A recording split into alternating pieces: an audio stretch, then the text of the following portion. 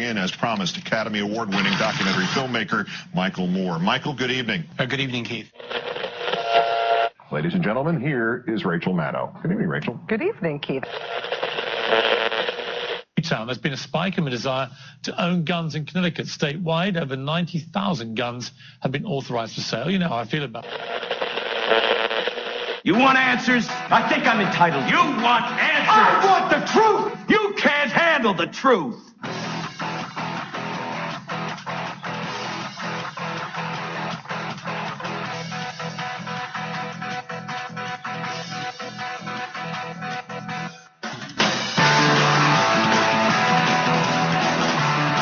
Good 2014, my fellow Americans and patriots. Yes, that's right. We are back. We are back from a long, extended vacation. I appreciate, you guys allowing me to take a little break and not blowing up my emails too much. But this is Jeff Norton of the Midnight Patriot Radio Show and Podcast. I am your host. That's right. You can listen to us live every Monday through Friday from 9 p.m. till 12 a.m. Central Standard Time, all the way through till the next holidays, till the next time I decide I'm going to take a hacienda. Man, what a great holiday. I hope you guys spent good quality time with your families, like I did. My middle daughter was here, and I had my youngest daughter. So we spent a great holiday with us. Our oldest daughter is still in North Carolina with her family. Sandy's out visiting them. I just want to let you know, man, it's you really don't appreciate someone until they're gone. And Sandy, it's just unbelievable, the amount of work. You just don't realize it. I don't realize how much she makes my life easier every day.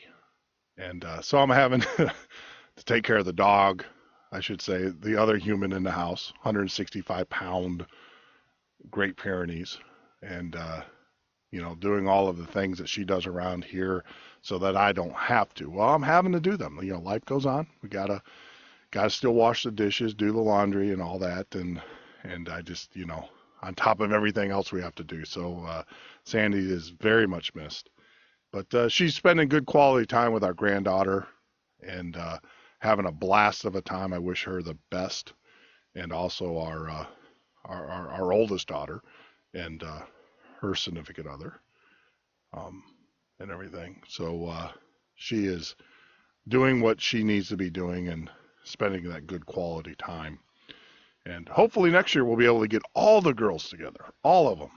It'll be crazy in the Norton household. 4. I'm surrounded by women except for Buddy, my dog.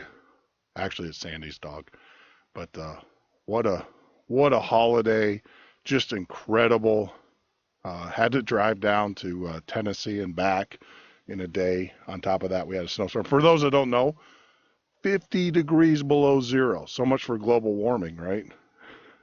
The scientists out there stuck in the Arctic, who are supposed to be telling us that the ice sheets are melting. Well, Mother Nature has a way to saying, F you guys.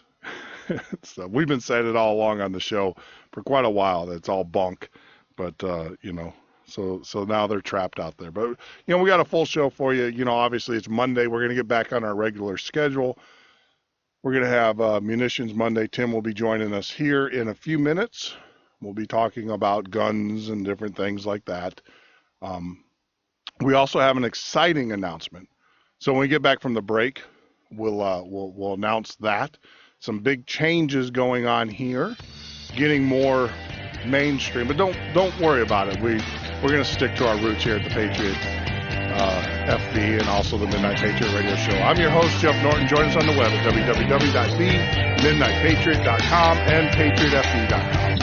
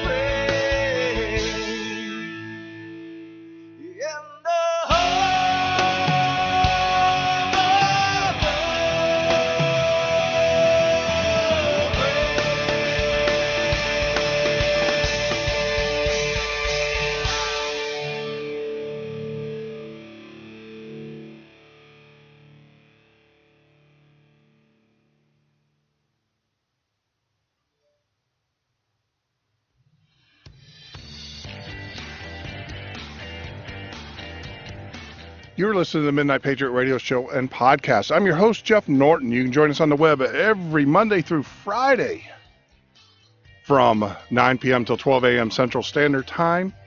And also at our new site, patriotfb.com. Patriotfb.com. We're actually going to be shifting all of our feeds over there. And, don't worry. We're not going to get rid of the Midnight Patriot, but it's just kind of difficult to be able to manage almost three websites all at the same time. And so, but you can join us at patriotfb.com as well. Now, the reason why we're kind of pushing you towards Patriot FB, we're not going to get rid of the Midnight Patriot. I just want to let you guys know, we're not going to get rid of it. It's still going to be there. But one of the exciting things we were able to do over the holidays, on top of everything else that we were doing here, is that we have our 24/7, that's right, 24/7 radio show up and running. And the way that it's going to work, obviously, is we're going to be doing our talk shows like we normally do during the day and all that. But between shows, we're going to be playing classic country, classic rock, modern country. And it's just going to be incredible. It's going to be incredible. We have our schedule laid out, and so that's going to go live tomorrow with AVN, with Mike and his show, starting with Mike and his show. So what we're going to do So we're going to play Mike's show in the morning. You can join him here, listen to him here at Patriot FB from 8 until 10. Then we're going to be playing modern country, which will be cool. And then we're going to go right into JJ's show, JJ McCartney's show. And then right after JJ's, we're going to be playing classic rock from the 60s, 70s. I guess we're getting old, so some 80s. Can you believe 80s considered classic? And that's going to roll right into my show. Well, actually, right before my show, we're going to play a little classic country. We're talking Mel Tillis, Merle Haggard, all the cool country. Johnny Cash. We're going to be playing some of that. Then we're going to roll into this show, the Midnight Patriot show, and then we're going to follow up and play 2 to 3 more hours of classic country. And then, of course, then we're going to play, 80s, 2000 kind of modern, what I would consider modern music. That's filler. And then we're going to start it all over. We're going to roll into the 60s and the 70s and then back into the AVN. So it's an exciting time here. So and how do you get there, you ask? It's easy. No registration, nothing. You can listen to it on your browser, on your cell phone. Go to patriotfb.com/radio. That's right. That's patriotfb.com/radio. And you can listen to it on your mobile device, at work. We're not in the good news is we're not in the networks yet. In other words, your security team, they don't know about us. We're not like Pandora. So that's starting tomorrow. I mean, good times. Just incredible. Yeah, I'm happy and everything. Well rested. Did a lot of work over the holidays and stuff, but I'm happy to be back. I missed you guys. I really did. I missed talking to you, missed the shows and everything, but we need to take a break. We definitely need to take a break here. And so I'm refreshed, ready to get back at it. And with that, I just want to say, tonight is, for those, new listeners, for those that don't know, we're going to talk, today is Munitions Monday. So typically what we do is we bring on an expert. Tim is joining us on the line. Hey, Tim, how are you, buddy? Good evening, Chet. I am fine. How are you? I'm spunky today. I'm a little bit more. I have a little bit more energy than I normally do when I do the shows. But I think it sounds like it. Yeah. I'm sure I'll calm down in about 3 weeks. I'll get back to my, to all the world's ending mode and stuff. But right now I feel good. I had a great vacation. Did you have a good, I know we talked about this before, but did you have a good time, just taking it easy over the holidays? Yes. Good. Yes. I really haven't done much of anything for the last week other than, get a little caught up on my wood splitting duty before, about a week ago. Yeah. And, but that's an ongoing thing also. Good. Before the never ending. Before the deep freeze. Oh my goodness. Yes. Yeah. I stocked up, and I will probably have to be back at it, Wednesday. Yeah.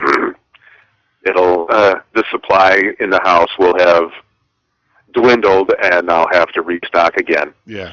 For those that, obviously, for those that know, we're in the Midwest. We're right outside of Chicago, southern Wisconsin. Wind chills anywhere from 40 to 50 below. And when they told us not to go outside, they were correct. I have a Great Pyrenees, and he's about 165 pounds. And I took him out to the bathroom today. I actually had to carry him back into the house because his paws, God bless him, his paws got frozen. So tonight, for him to go to the bathroom, I actually rigged up some socks and taped those to his legs, and he was able to go out. But it is bone chilling cold outside. I just unbelievable how cold it is, and outside right now. So much for global warming and everything. Yes, So much. So, you know, I know it's not shooting weather, obviously, but No. you know, but there's things we can be doing. You know, if the listeners would read your book and everything, they could be out reload. This is the perfect time of year to be reloading and getting stocked up on your supplies, and everything. So Yes, it is. And as a matter of fact,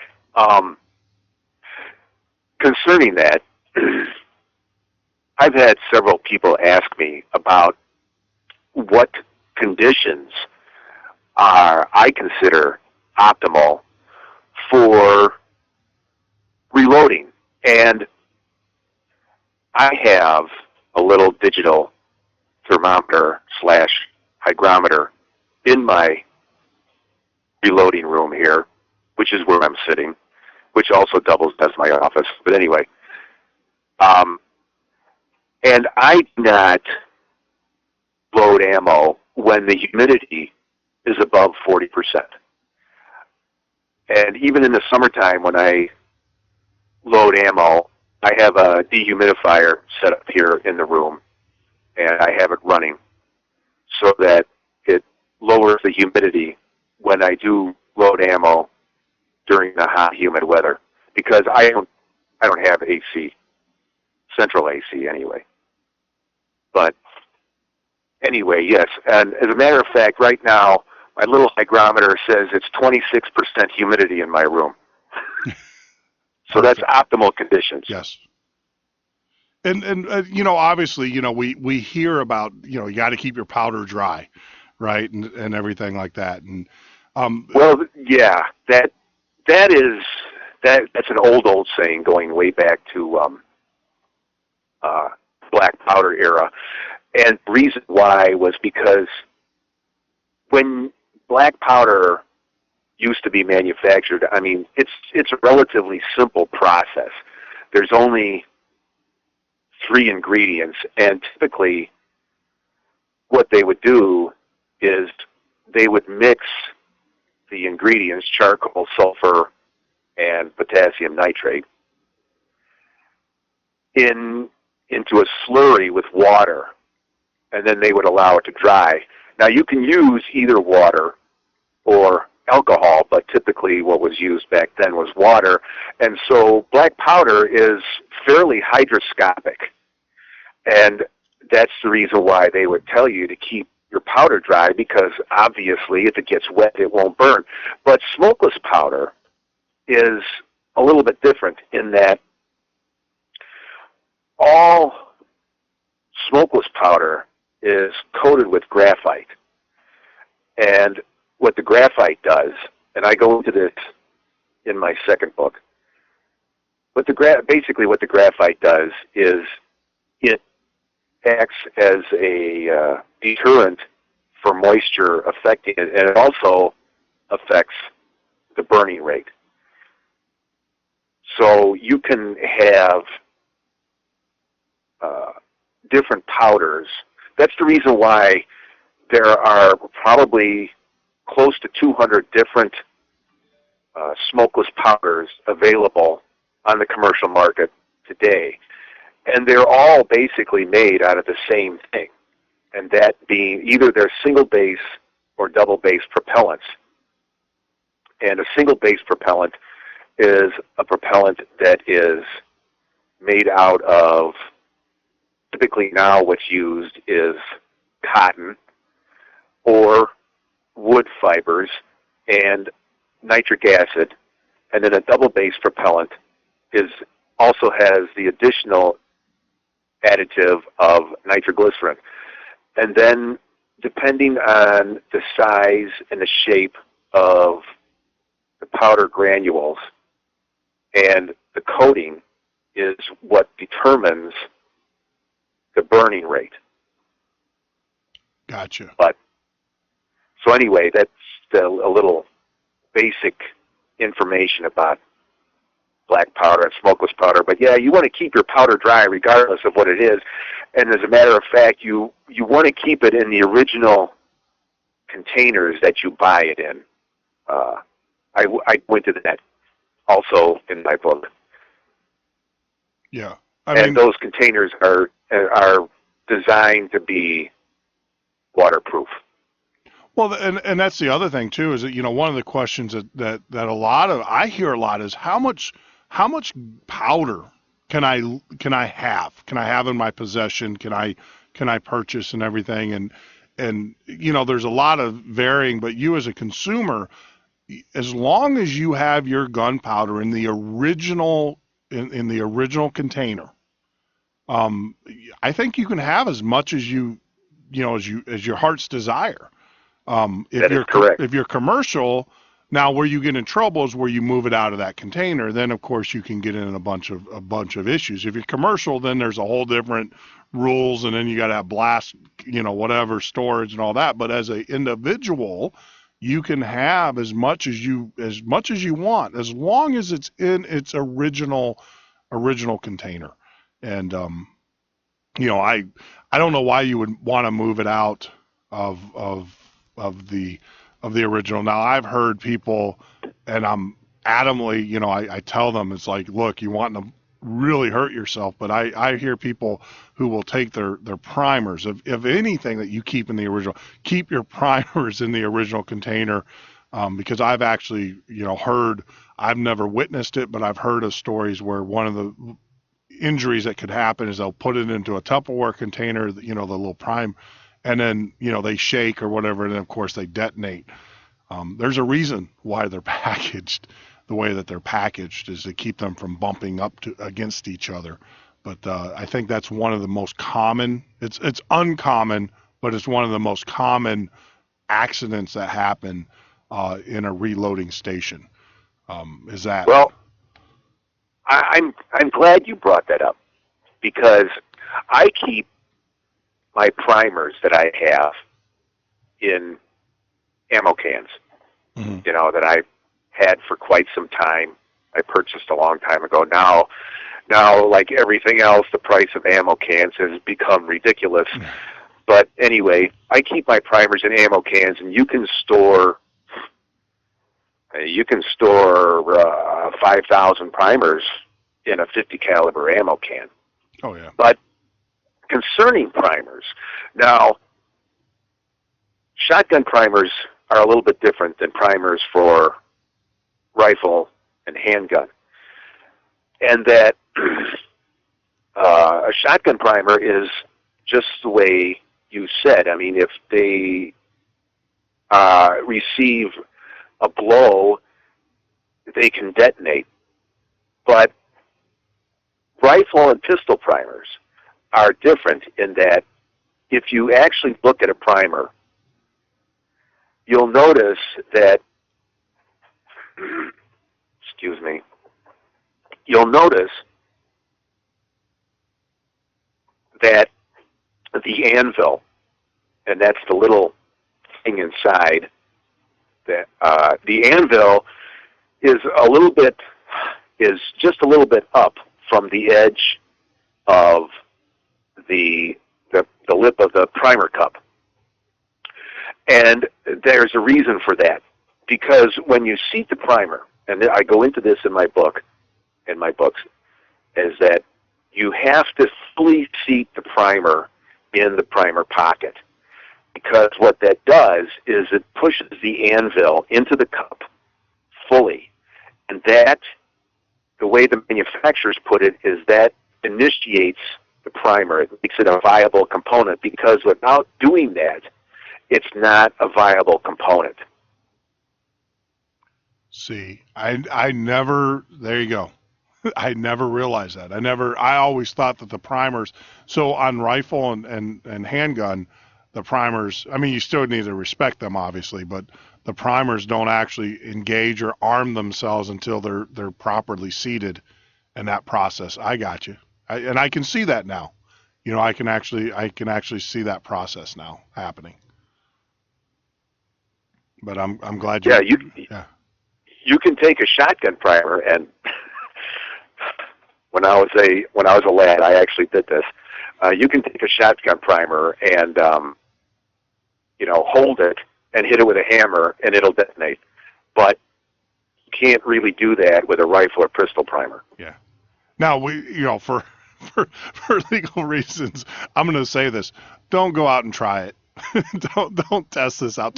Take our word for it. I strongly advise against it. Yeah, yes. Right. Go take our word for it. Go to YouTube. This is a good time. Go to YouTube and watch. Let someone else stupidity be your learning point. And I'm sure that there's a YouTube video out there of someone testing these theories out. But yes, that's actually really good to know. From a safety standpoint. And the other thing too is that, now our primers, I've heard this and I don't know. I'm just, our primers is that nitroglycerin that's actually in the primer? No. Okay. No, absolutely not. Okay. Nitroglycerin. I was that it was. Nitroglycerin is actually a liquid. Okay. It's a clear liquid. Pure nitroglycerin anyway. Mm-hmm. It can, if it starts to deteriorate, what happens when nitroglycerin starts to deteriorate is it becomes cloudy, if anybody really is interested. But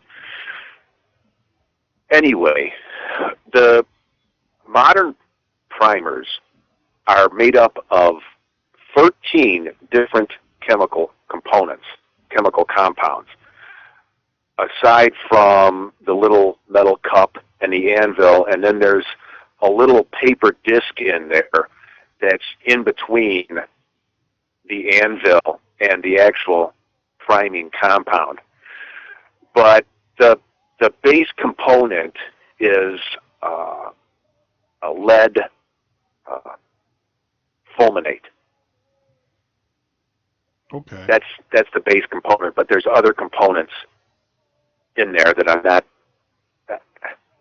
I have it on my computer somewhere, but I don't know them all off the top of my head. Sure. But there's no nitroglycerin in there, no. Okay. Because nitro's too unstable and too sensitive.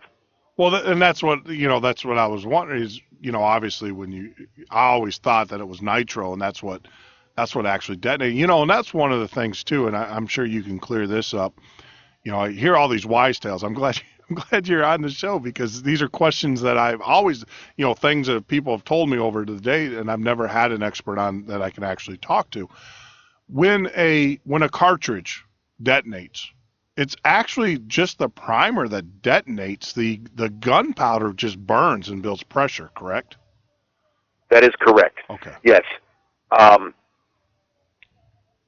Because as a matter of fact, smokeless powder will not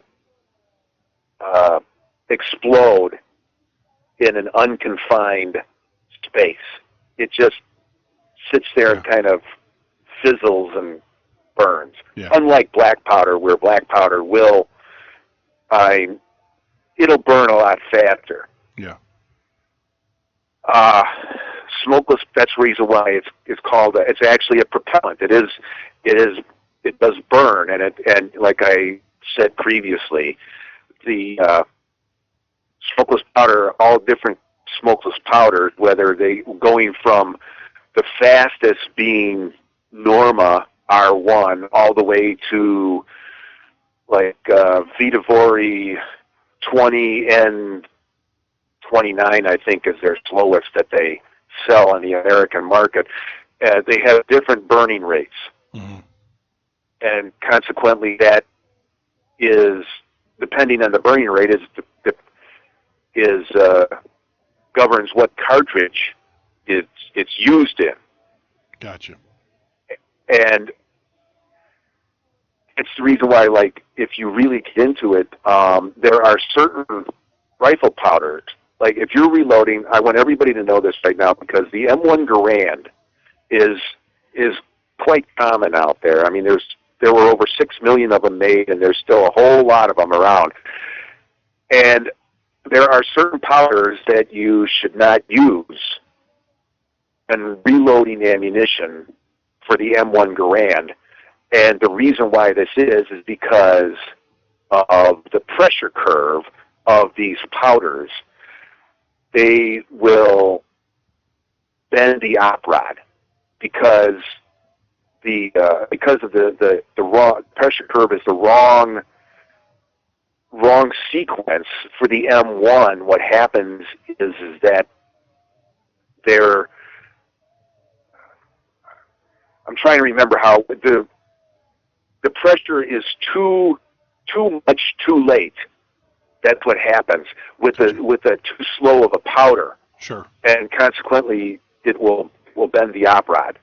Gotcha. And no, I mean that makes sense. I mean because you are building you're building pressure in there. So obviously, if you build a lot of pressure up front versus in the back, where it's a slow burn, you're putting more pressure at different parts or different functions of the weapon, and that's that's very critical. A lot of people don't realize that there are bullet manufacturers. I mean, they all put out all of the different types of powder, correct? I mean, you can go. I've seen guys walk around with their reloading Bibles, the big books and everything, but and I know that's important. I'm sure you probably got a whole library of them, but most of this information you can actually just get online, correct? Or what do you recommend? Both?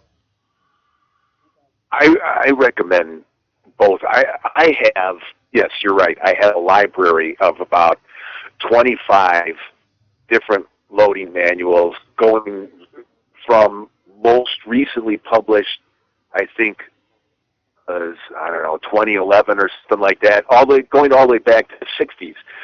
And I recommend having as many loading manuals as you can have, because there may be a situation where, and this actually happened to me.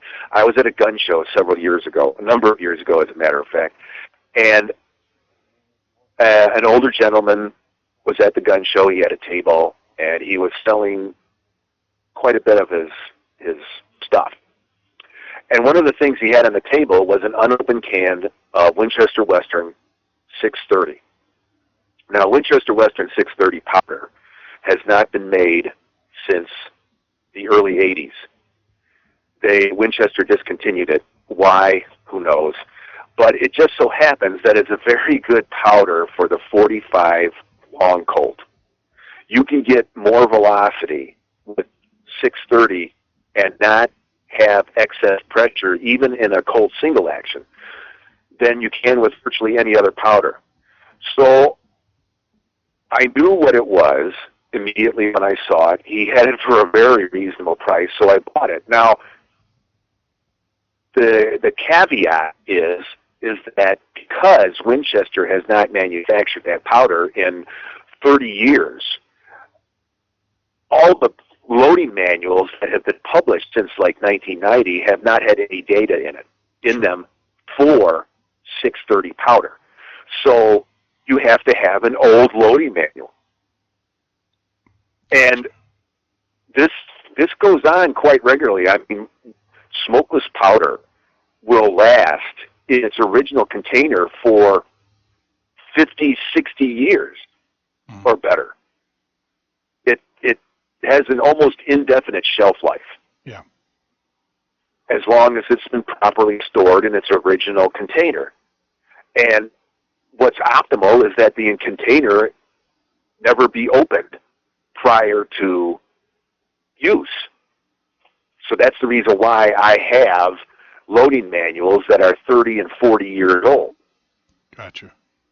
So, okay. So, I mean, this is a real life. So what you're saying is that you shouldn't open up because, most guys, especially the newer guys, who are going to get their black powder, their powder, smokeless powder, or whatever, the first thing they're going to do is open it up. And they're going to, look at it. I mean, everybody's just curious. So what you're recommending is that you keep it sealed until you're actually ready to actually use the powder. Yes. Now, the question is this. So, obviously, you buy a can of powder.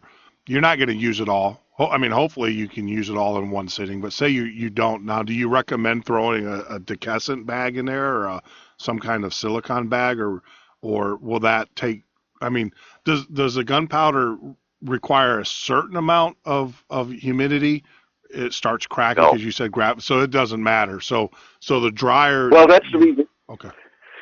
Go ahead. Well, no, I was just saying is that because is it possible that you could throw a decussant in there or a silicone bag or whatever and dry it and dry it out too much?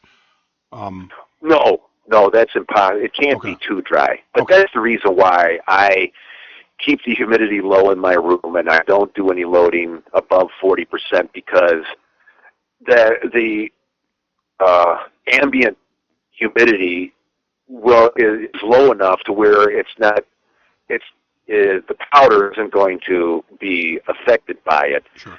And when you open up the container, then that air in the room some of that air is going to go into the container.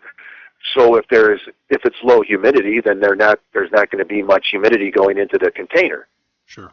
In theory, that's my theory anyway.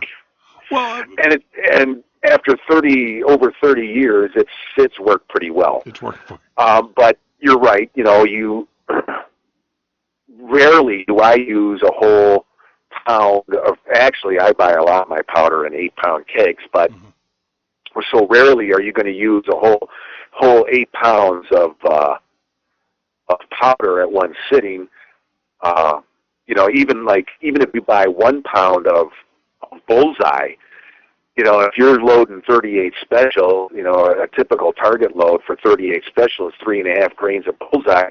That's going to be 2,000 rounds out of that 1 pound of powder because there's 7,000 grains in a pound. So a lot of times you're not going to use a whole container in one sitting unless you've got buckets of brass and a Dillon 1050 and you plan on sitting at the bench for all day and just pulling the handle. Yeah. And seeing your orthopedic surgeon the next day. Yeah. For some of us older guys. One of the things, most guys then, they put their loading press or whatever in their garage. And then obviously, their gunpowder usually will sit, typically, hopefully you're securing it because it is an explosive or, the ATF or the local law enforcement, if someone broke into your garage and you had to explain to them, you had 32 pounds of black powder, whatever, disappeared. They're not going to be too happy with you. No criminality, but they're not going to be happy with you, but you have it secured.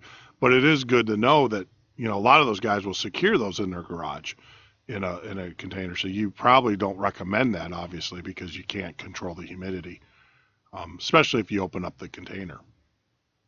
So that's good to know. So how do you store your powder? Can I ask? I have my powder in a climate-controlled environment. I'll put it that way. I got you. Okay. No, perfect sense. I get you. And it's climate-controlled year-round. Okay. So, and it's all in the original containers, along with the primers and ammo cans. And as a matter of fact, if you can afford it, you can store your powder in larger ammo cans, like the 20 millimeter, 25 millimeter ammo cans that are available at a lot of Army surplus stores. You can put, even 8-pound kegs in some of those ammo cans. Sure. So that's my recommendation. Okay. Is I don't in a garage that's not heated or not air conditioned, not climate controlled.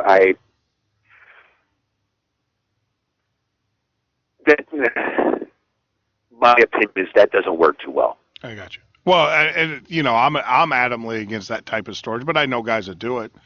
I'm against that just because of typically your garage is the first thing that gets broken into, and I don't want to be explaining to local law enforcement, oh, by the way, there was X amount of black powder or whatever.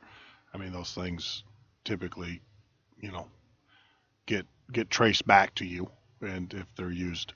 So it's I'm without going into security and stuff like that, obviously, I'm a firm believer of securing it, but it is good to know that I probably need to put it in a little bit more controlled environment versus where it currently sits, even though it's secured. I got you. I see that. So, the primers obviously as well, correct?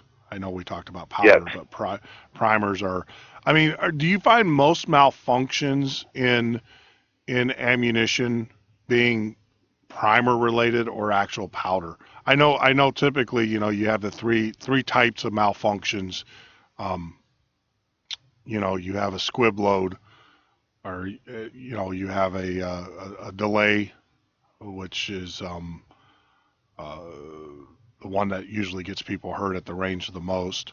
Delayed detonation. I forgot what they called that off the top of my head. Hang fire. Hang fire. You get a hang fire, or you just get a no fire. And actually, I was perusing. I had time over the holidays.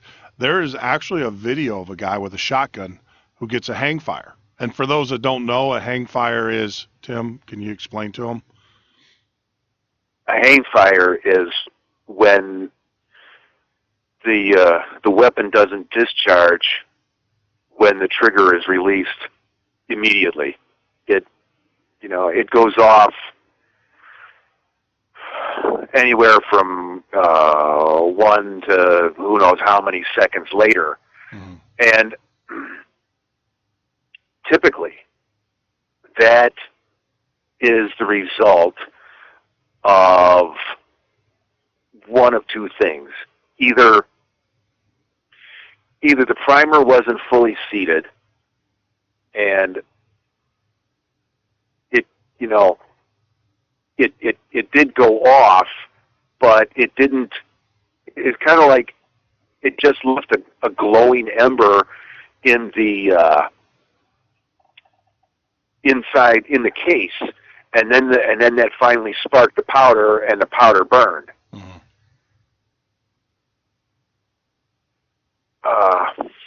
Beyond that, I can't speculate.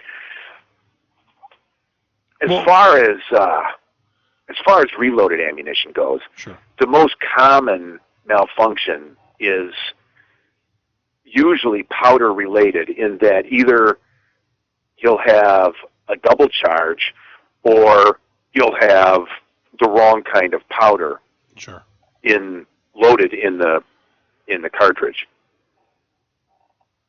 That's been my experience as the most common reloading mistake. And then after that, it's not seating the primer properly, and all of this can be virtually eliminated by proper loading techniques and knowing what you're doing and paying attention to what you're doing. Yeah. And that's why I wrote in my book that you shouldn't have the radio going when you're loading ammo. You shouldn't have the TV going, and you shouldn't be drinking, and you shouldn't be smoking. And yeah, no, but you're absolutely correct. I mean, it's people don't realize that you are dealing. Just the nature of reloading is, it's not dangerous. Don't be afraid of it, but you are dealing with dangerous substances. And so you should be focused. And then obviously when you use those products, you're absolutely correct. I actually have seen, you go to any gun range and they usually have the wall of shame somewhere. And there's always, I know you go to there's not the one that you and I go to. I don't ever remember, but if you go to some of the other local gun ranges, mainly the one over there by, right off of the border, you walk in there and they've got 4 or 5 weapons hanging on the wall, where they're blown apart. And a lot of your gun ranges, that's why they don't allow you to bring in reloaded ammunition. It has to be original manufacturing ammunition, just because of the liability reasons. But I actually saw firsthand the effects. I had a gentleman who had a Gen 2 Colt, It was a Colt Gen 2, not a Gen 1. He didn't put enough powder in the cartridge, and the cartridge literally detonated. At that point, you had a detonation, and it blew it blew the cylinder apart, and it also took his thumb. He's had surgeries on that. You can have that, yes. Yeah. What happens is like you said, there was not enough powder in the case, and I can see where if that revolver was chambered for either the 45 Colt or the 44-40, yep, and the guy put something like let's just say, like I said, that 38 special load, 3.5 grains of bullseye. That's probably the most common 38 special target load that there is. 3.5 grains of bullseye with a 148 grain wad cutter. Well, if you use that same powder charge for 45 Colt, and a 45 Colt case is much more capacity than the 38 special. Mm-hmm. What happens is that powder, because of gravity, it'll just be laying on, like, along the side of the case, mm-hmm, and there won't be any powder up against the flash hole. And when the primer detonates, what happens is the flash from the primer ignites all the powder at once, and it doesn't just ignite like the back end of the powder charge, as opposed to where if the case were full of powder, mm-hmm, and consequently you do have a detonation. And because it's in a confined space, and the powder detonates, the pressure spikes greater than what the firearm is capable of handling, and in this case, a Colt single action, where I would venture to say that if that same situation had occurred in a Ruger, especially like Ruger Super Blackhawk, mm-hmm, nothing would have happened other than it would have just gone bang. Oh yeah. Yeah. I mean, I think it was a common. I was talking with my father, who is very knowledgeable on handguns and everything, and he said that there, and he agreed in our conversation. There had to have been something wrong. It is a Colt Gen 2, and so there was something wrong with the cylinder, or the metal was fatigued. Who knows? How many times it was shot before, and being a 44, of course. So, but a typical modern firearm would have been able to handle those pressure loads. We were in agreement in that, but it was just a bad situation of two things gone. You had a faulty cartridge, reloaded cartridge, number one, and then number two, you had some metal fatigue somewhere in the cylinder. But it literally, this thing come back, it literally split the cylinder in half, and then, of course, took the gentleman's thumb with it. So you got to be careful. And that could have been avoided, because after it all happened, the comment that was made was, I didn't measure. I didn't take my measurements. I didn't do my spot checking. And, that's one thing with me. I don't understand guys that reload, and I don't know how you do it, but for me, if my hand's next to that, or my face is next to it, I'm going to take weight. I'm not only going to weigh the round, but I'm also going to, I know how much it should weigh per round, and then you can extrapolate that out, and then you can actually just, if you've got a case of 25 rounds or 50 rounds in a box, you should be able to weigh the box, and if you're off, you should know that. And, Well, if say again, if you're using a powder charge of 3.5 grains of bullseye, that's not a whole lot. What I do is, typically what I do for my rifle ammo is that after I've done all my case preparation steps, mm-hmm, I will seat 100 primers in 100 cases, and then I will individually charge each case and then seat a bullet right away. That's just how I do it. Other guys, they'll leave the cases in a loading block. I know a lot of guys use loading blocks. When I load ammo, I use coffee cans. But anyway, they'll charge each case in the loading block before they seat any bullet. And in my mind, that's kind of asking to miss a case.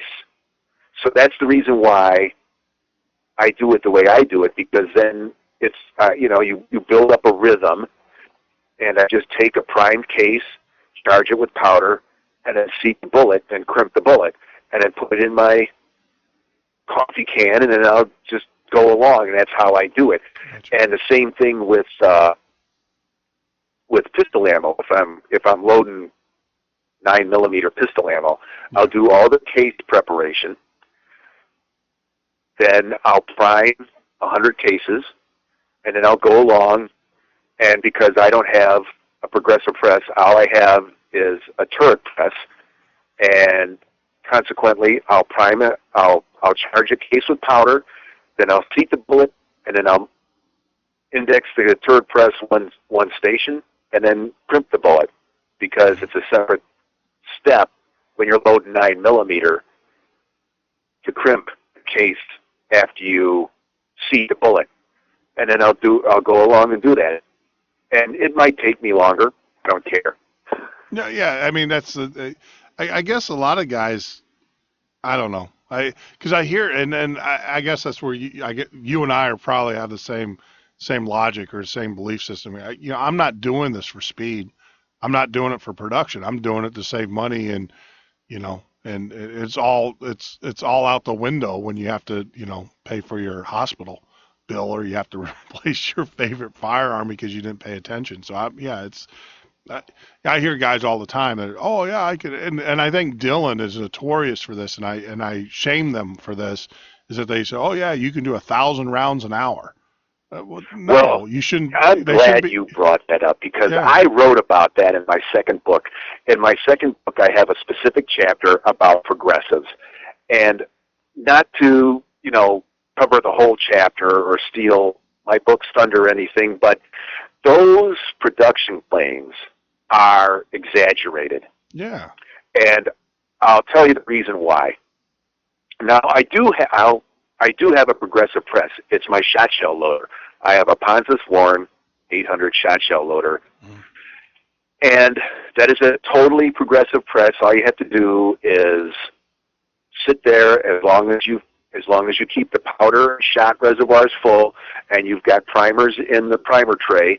All you have to do is put a new hull in station 1, and you put a wad in the wad guide, and you pull the handle, and you just keep on doing that. Mm-hmm.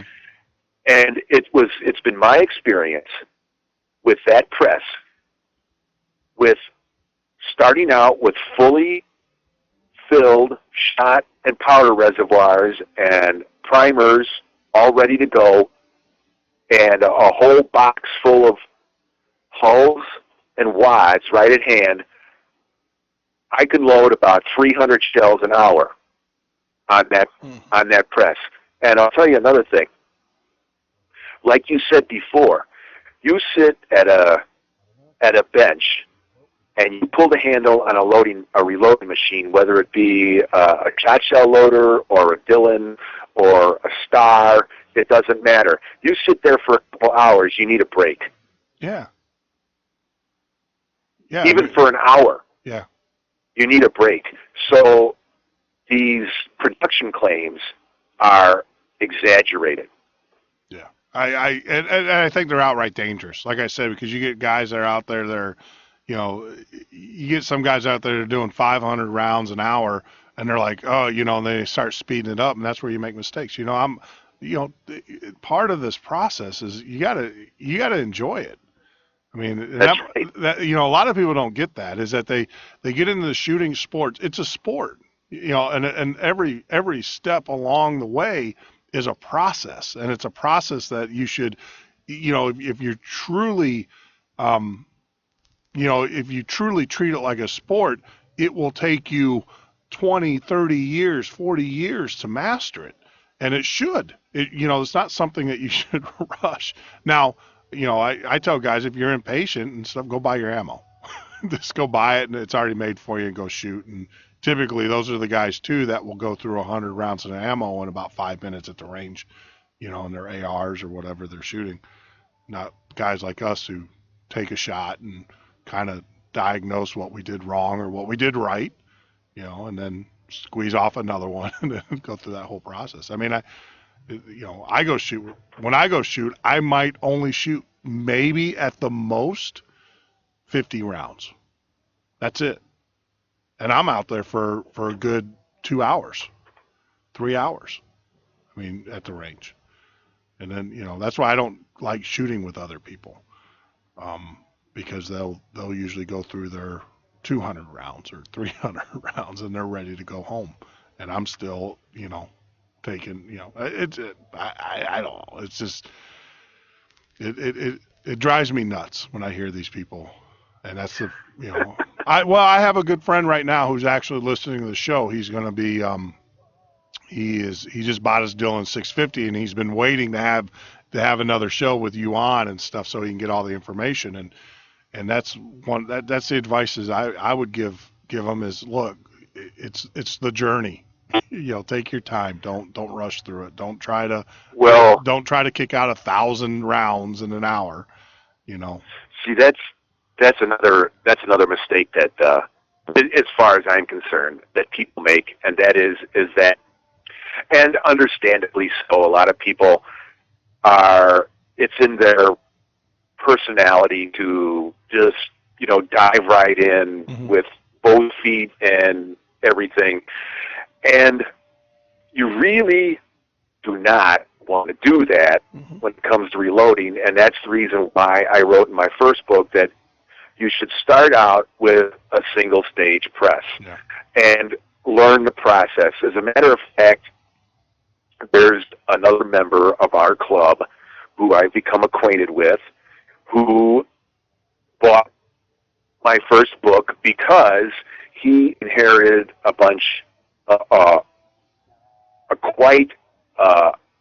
collection of reloading equipment from an uncle of his that passed away a few years ago, and he knew nothing about reloading, and he got Dillon 650 in with all this, and he also got a RCB's rock chucker, and then he asked me what I recommended, and I said, well, first read the book, and then get started on the single stage press so you understand the process, because basically all a progressive press does is eliminate a little bit of handling of the case. Yeah. That's all it does. And so the thing is if you're not thoroughly familiar with the process and you just dive right in and you just start pulling the handle on your Dillon 650, you're just asking for problems. Oh yeah. No, I agree. I mean, I inherited. My father gave me his Dillon 650. I mean, with everything, it's got all the bells and whistles. I was smart enough, and I think mature enough. 20 years ago, it would have been a different story. I didn't reload it. It sat in the corner until I can find some obvious from our club and guys that I know for sure, and they already had their Dillon. They've been reloading for a while, and that press is actually sitting over at his garage until I can get over there. He's using it. He's got he reloads, and they called me the other day and they've got boxes of a 45 for me that they reloaded on the press, and I'm a firm believer is that I don't know enough about it that I don't feel safe with it, so I turned it over to someone that did, and trust that Dave is going to hold on to it and take care of it just like it was his own, and use it. And yeah, I get free ammo. I get ammo out of it, out of the deal. They reload for me now, but I didn't touch it because I didn't know enough about it, and I didn't have your book, and I didn't have you as a resource, as back then. So it's sitting over at Dave's house now, and they're reloading, using it to reload, and I just got to get over there and get trained on it, and even after several months of being trained on it, I don't think I'm gonna take my time. It's no rush. It's not a race for me.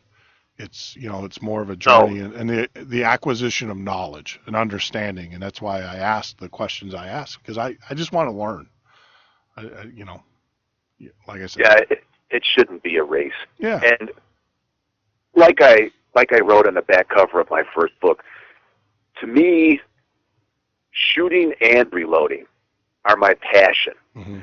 And that's the reason why I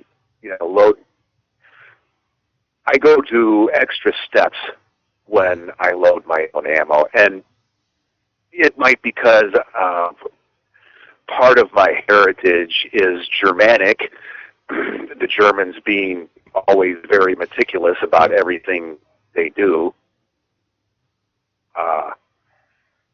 But beyond that, I truly, a lot of guys look at reloading as work, and I don't. Like I said, it's my passion. I truly enjoy, I won't say love because I don't love it, but I enjoy reloading my own ammunition. Yeah.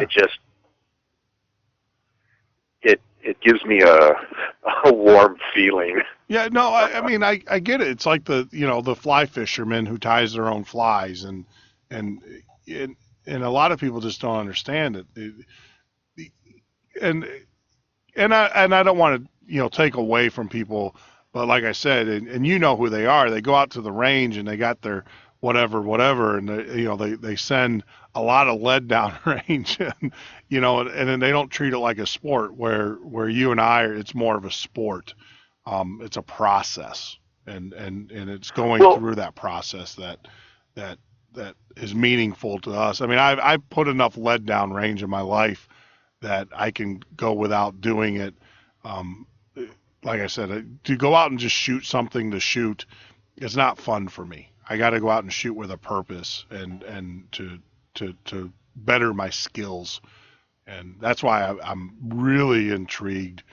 Grew up with the handguns, obviously, and I really got into shooting shotgun, skeet, and trap. That's kind of fun because you're moving targets. But you've got me peaked. I am really, really. I have a Ruger 1, and I am really, really. I can't wait until it warms up, and so I can start stretching it out a little bit more, and taking those longer shots there at the range. I think that would be relaxing. Is that crazy when you say that? Going out and shooting a firearm is relaxing. It is. I find it very, very relaxing. It's cathartic. Yeah. But you mentioned these guys that go out and they just blast away, and yeah. That has never been made much sense to me either. Of course, I will readily admit on the air, on the internet, and everything, I don't understand watching professional sports either. So,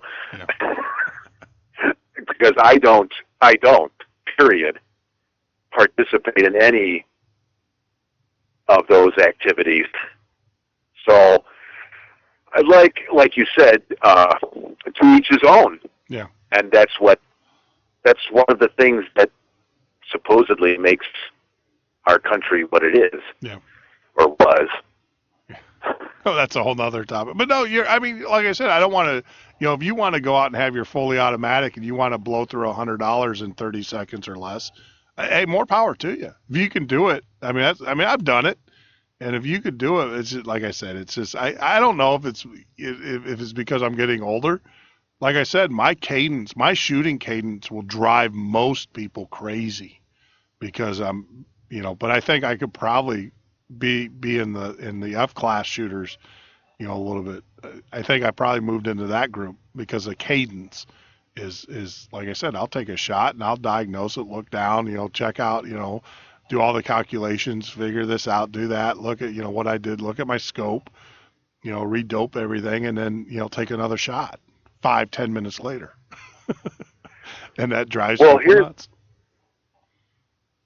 Here's the thing about automatic weapons that a lot of people don't understand, and anybody who's been in the military, here's the thing, the veterans are becoming, it seems like they're becoming fewer and fewer.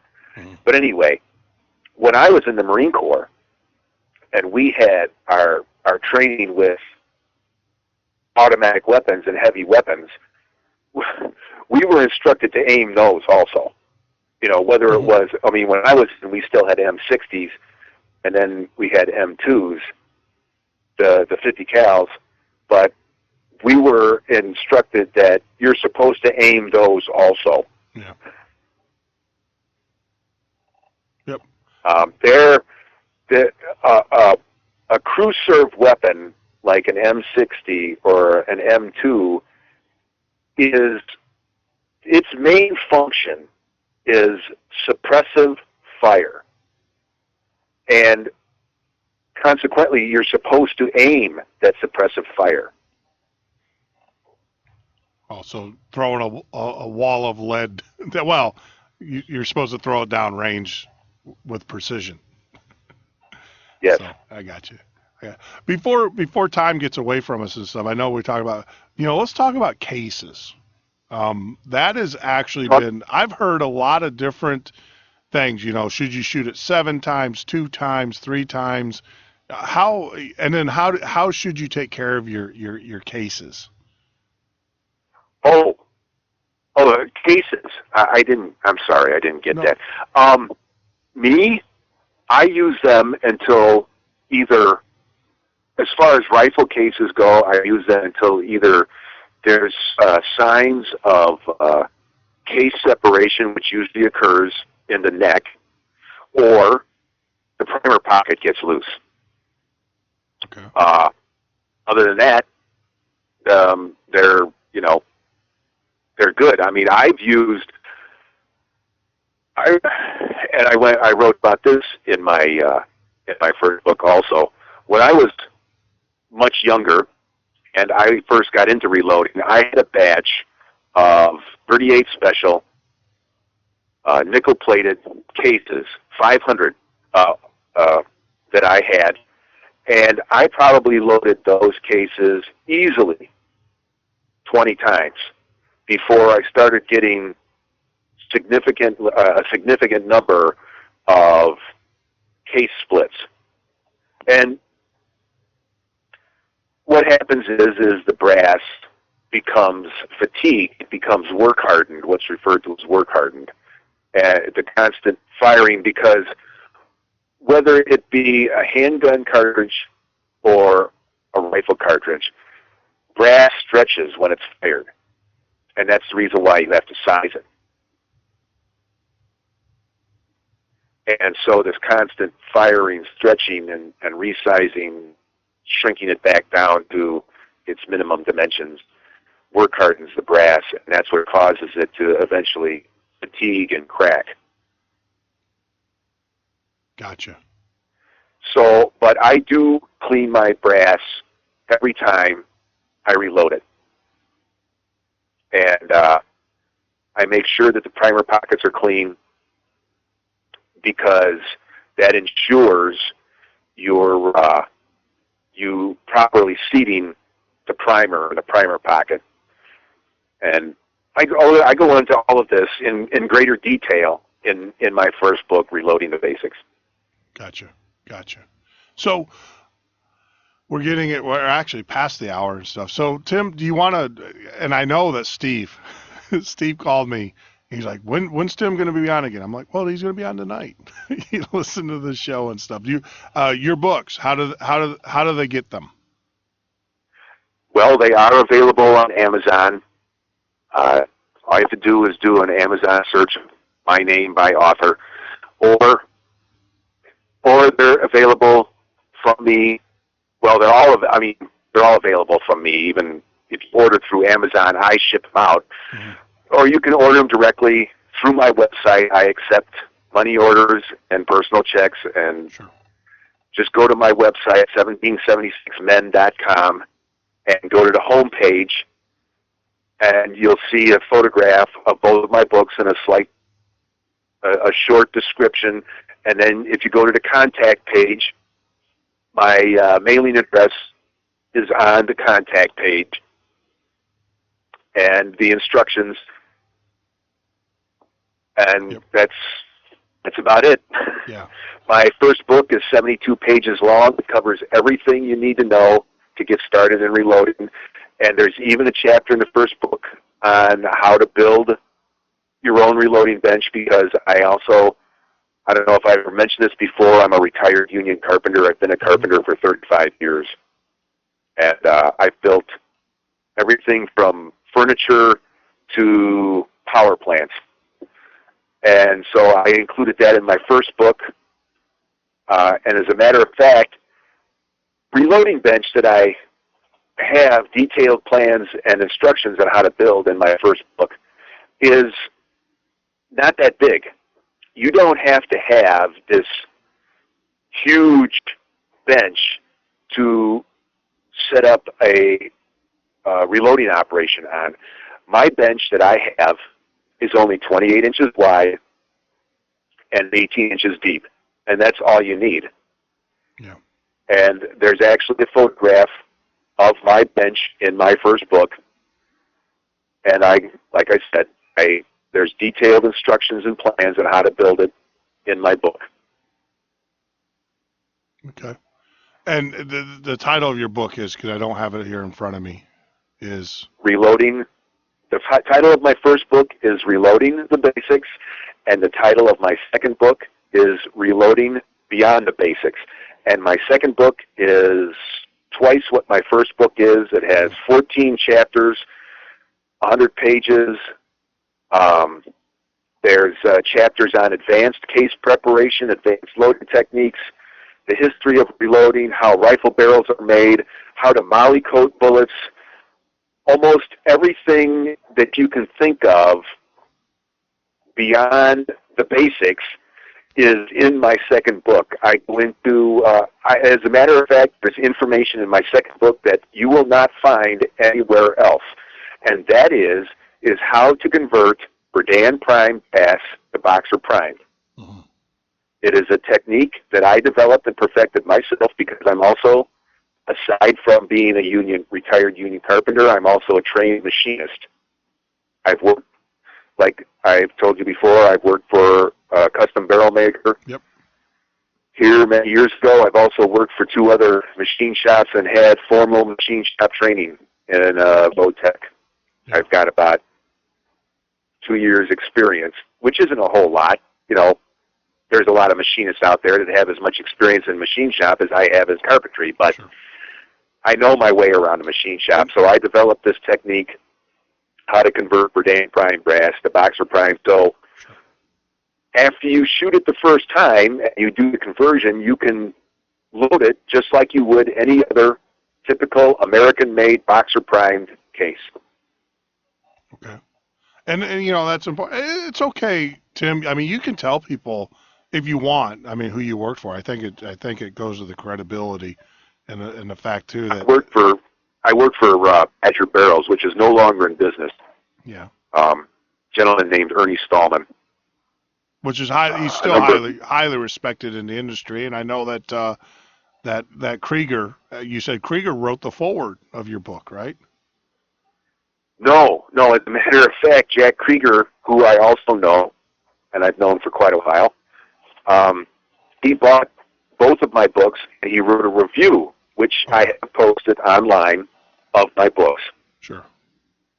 Yeah, and, Jack is a world-renowned barrel maker, along with Boots Obermeyer, who is, like I said a couple weeks ago, I have one of his articles that he's written for me posted on my website, and I'll be posting another one probably here in a week or so that he wrote. The first article that's already posted is about horizontal mills, and the second one will be about lathes, and then I also wrote a little additional information about lathes that I will include with that. Sure. And both of those articles, they're on my they will be on my website in the Machinist Corner. That's what I call his articles. Yeah. And these are, you know, if you're into shooting sports or the shooting industry and stuff, you know, Krieger barrels and boots over barrels and unfortunately Badger barrel. I mean, these are well-known, highly respected barrel manufacturers, and also shooting men, people that, you know, are considered experts, if not legends in this industry. So it just goes to the credibility of what you speak about here on the show, and I think it's important that people understand that you're not just some guy who wrote a book. You associate with some of the best guys in the industry, and you've been doing it. I'm glad you brought that up again, because I just remembered a couple weeks ago we were talking about barrels. Mm-hmm. We were talking about Jack's barrels and Boots's barrels, mm-hmm. And I made a comment, and I remember this, that if you want a barrel, if you want an aftermarket barrel for a gas gun, whether it be an AR or an M1A or an M1 Garand, Jack is the place. Jack is the guy to go. Not that Boots's barrels are any less quality, because they're both Krieger barrels and Obermeyer barrels are single point cut rifle barrels. Mm. But the thing is that Jack Krieger, he has all the fixturing necessary to do the final contour of, like, whether it be an AR barrel or an M1A or an M1 Garand barrel, and correctly time the threads for an M1 or an M1A, and also when you buy a barrel for an AR from Jack Krieger, the barrel extension is already on it. Yep. And a lot of people don't understand that that's something separate from the barrel. Yes. The barrel extension is the part that's got the 6 slots in it that the bolt engages, and it's got a little knob, for lack of a better term, that's about, I want to say it's like about 75 thousandths of an inch in diameter that sticks up on it, and that knob has got to be timed correctly. Yep. And also, the hole for the gas port has to be drilled in the right spot. It has to be in a groove. It can't be on a land, and it can't be half on a land, half in a groove. It has to be located in a groove. Otherwise, the rifle will not shoot right. Yeah. So if you buy a barrel from Boots,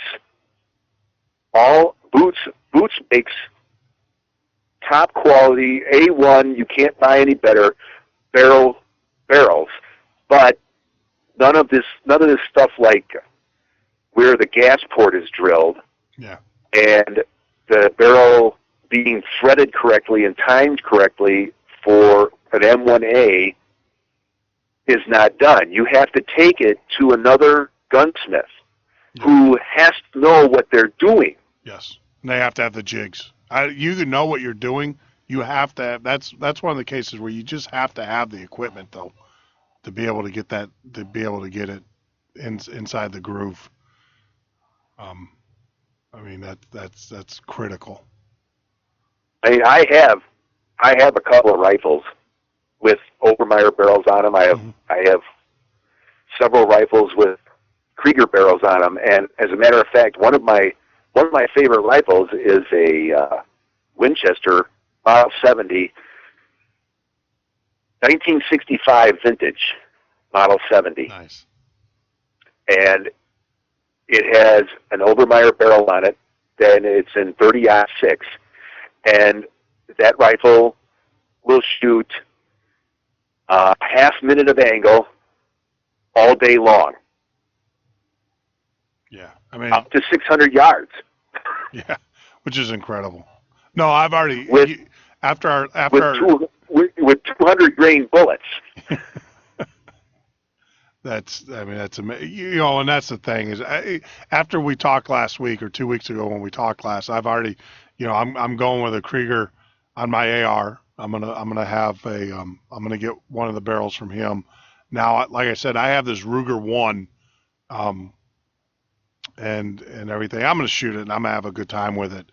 But when it gets time, and I do have a 70, so I might even do that. But I did some research and I talked to a couple of my, friends or whatever, and they said that hands down, Krieger, he's got everything already set up and the jigs are already there. And for an AR platform, he would be the better bet. Now, if you're going to go with a bolt action or whatever, then, over Boots, the problem with Boots is getting a barrel, being able to get one, because he's, he might have one laying around. They said if he doesn't have one laying around, you're going to wait a while. And, that's fine though. I mean, when you're looking for quality, that's something you just can't rush. It's not something that's just going to happen to be laying around. So yeah, and like I said, I've got a 70, and I also got that Ruger 1 that, my bolt actions. I'll probably, the Ruger 1's not a bolt, it's a block. But, I'll get Boots. I got to get Boots to make me a barrel. You can't be this close to the man without, and even Krieger, you can't be this close to these guys and not buy their products. Wow. It's already been an hour and 15 minutes, my friend. Your website, 1776men.com, correct? How's that going? How's the blog going for you?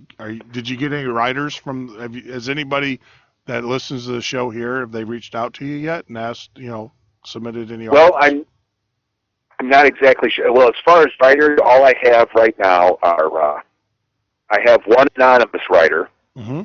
And I don't know if I'm going to get anything more from that person or not. It doesn't matter. And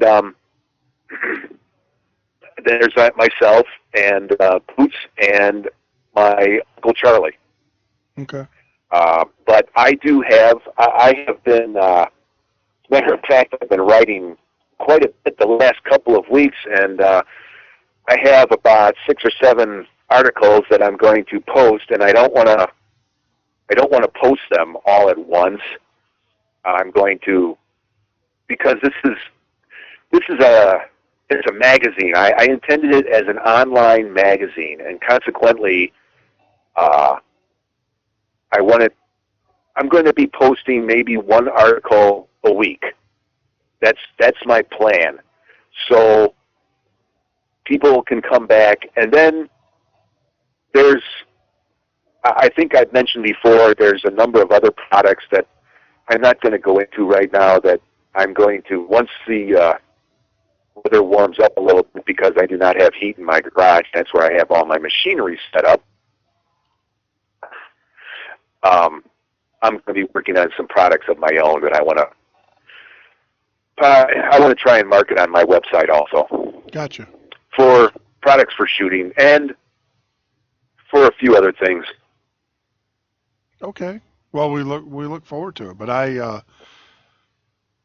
appreciate you taking the time out of your schedule to talk to us. Oh, I thoroughly enjoy this. Oh, I have learned so much, and like I said, I'm one of these guys. I'm not German, but I love the shooting sport. I love the sport of shooting. I'm not I'm not a guy that go out there and just send lead. I want to understand how things work. I want to understand all aspects of the shooting sport, and it's just, you bring such a knowledge to me and to the listeners. I feel like it's selfish because I'm learning so much. I hope some of the listeners out there are picking up on this as well, and get into reloading and think of reloading not as a cost saver. It obviously is a cost saver.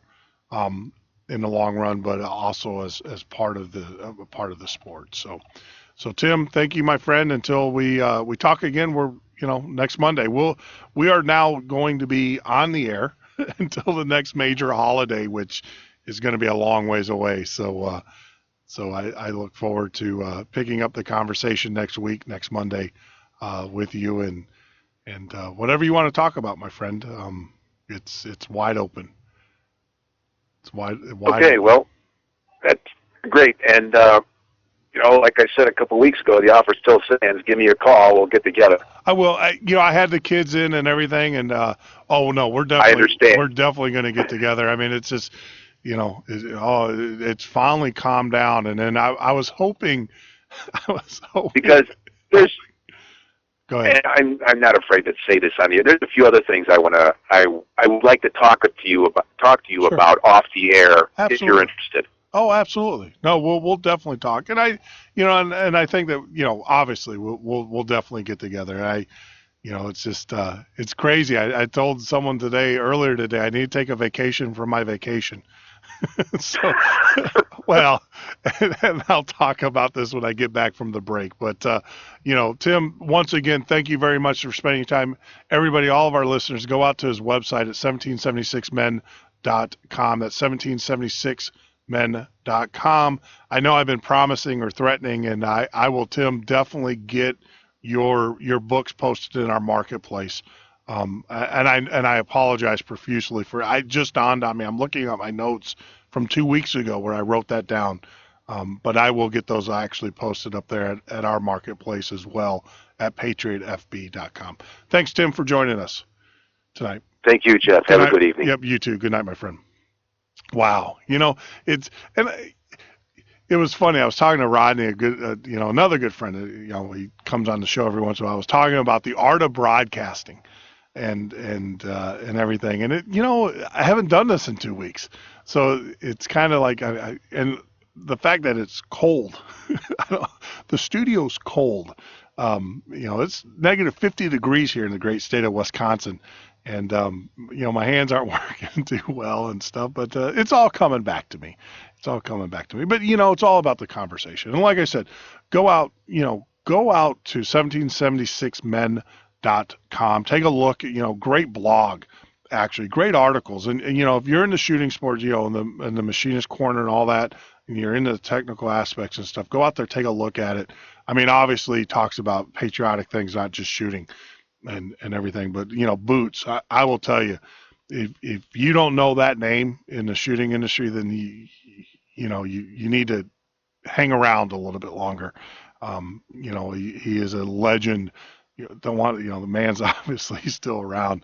Don't want to put him in the ground, but I'm still trying to meet the man. And also Krieger. We are so incredibly fortunate to have some of the top barrel makers in the world right here within a 50-mile radius. And, Badger Barrel obviously is no longer in business, but Ernie Stolman is still around, and everything. So it's just incredible, especially if you're into shooting. So what we're going to do is we'll take a break. We'll get back, kind of free form. If you'd like to join in the conversation, give us a call, 1-800-580-4870. That's 1-800-580-4870, or you can call the direct line at 262-997-0607. That's 262-997-0607. When we get back from the break, we're going to get back on, don't think for a minute. Don't think that I've changed my ways. We're going to get back on this government. There were some things that happened during the holidays, we're going to kind of address. Obviously, the Wicked Witch. I guess we can go ahead and start name calling. The Wicked Witch is, coming out of the north, kind of, actually from New York, right?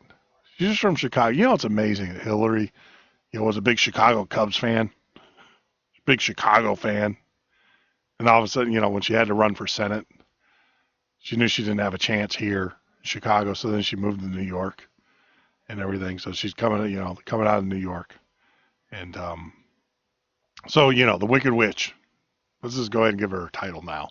The Wicked Witch is coming and everything. So we're going to talk about that. We're going to talk about the NSA, of course, some rulings, some key rulings. We got a lot of stuff, a lot of things to cover, 2 weeks. Don't think for a minute that I didn't pick up the news, didn't watch C-SPAN, didn't stay current on the events, even though we weren't here and stuff. So take a break. We'll talk about that. We'll take your calls. Maybe we get Joe to join us, kind of catch up with Joe a little bit, see what's going on. But give us a call, 1-800-580-4870. That's 1-800-580-4870 or 262-997-0607.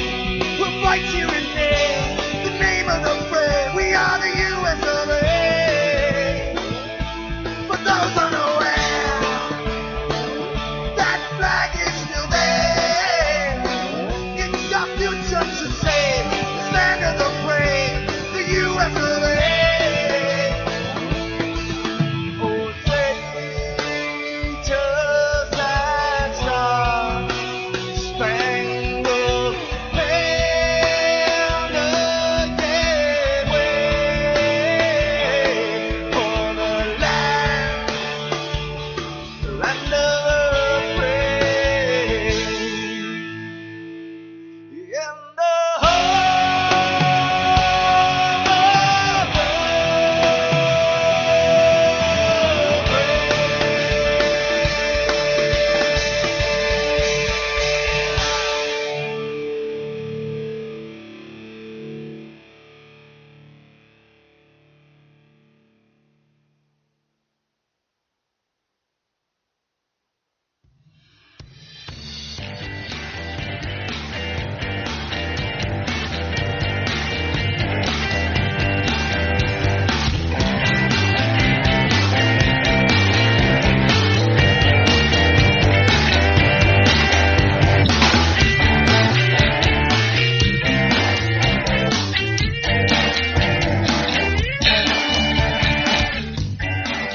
You're listening to the Midnight Patriot radio show and podcast. I'm your host, Jeff Norton. You can join me live every Monday through Friday from 9 p.m. till 12 a.m. Central Standard Time.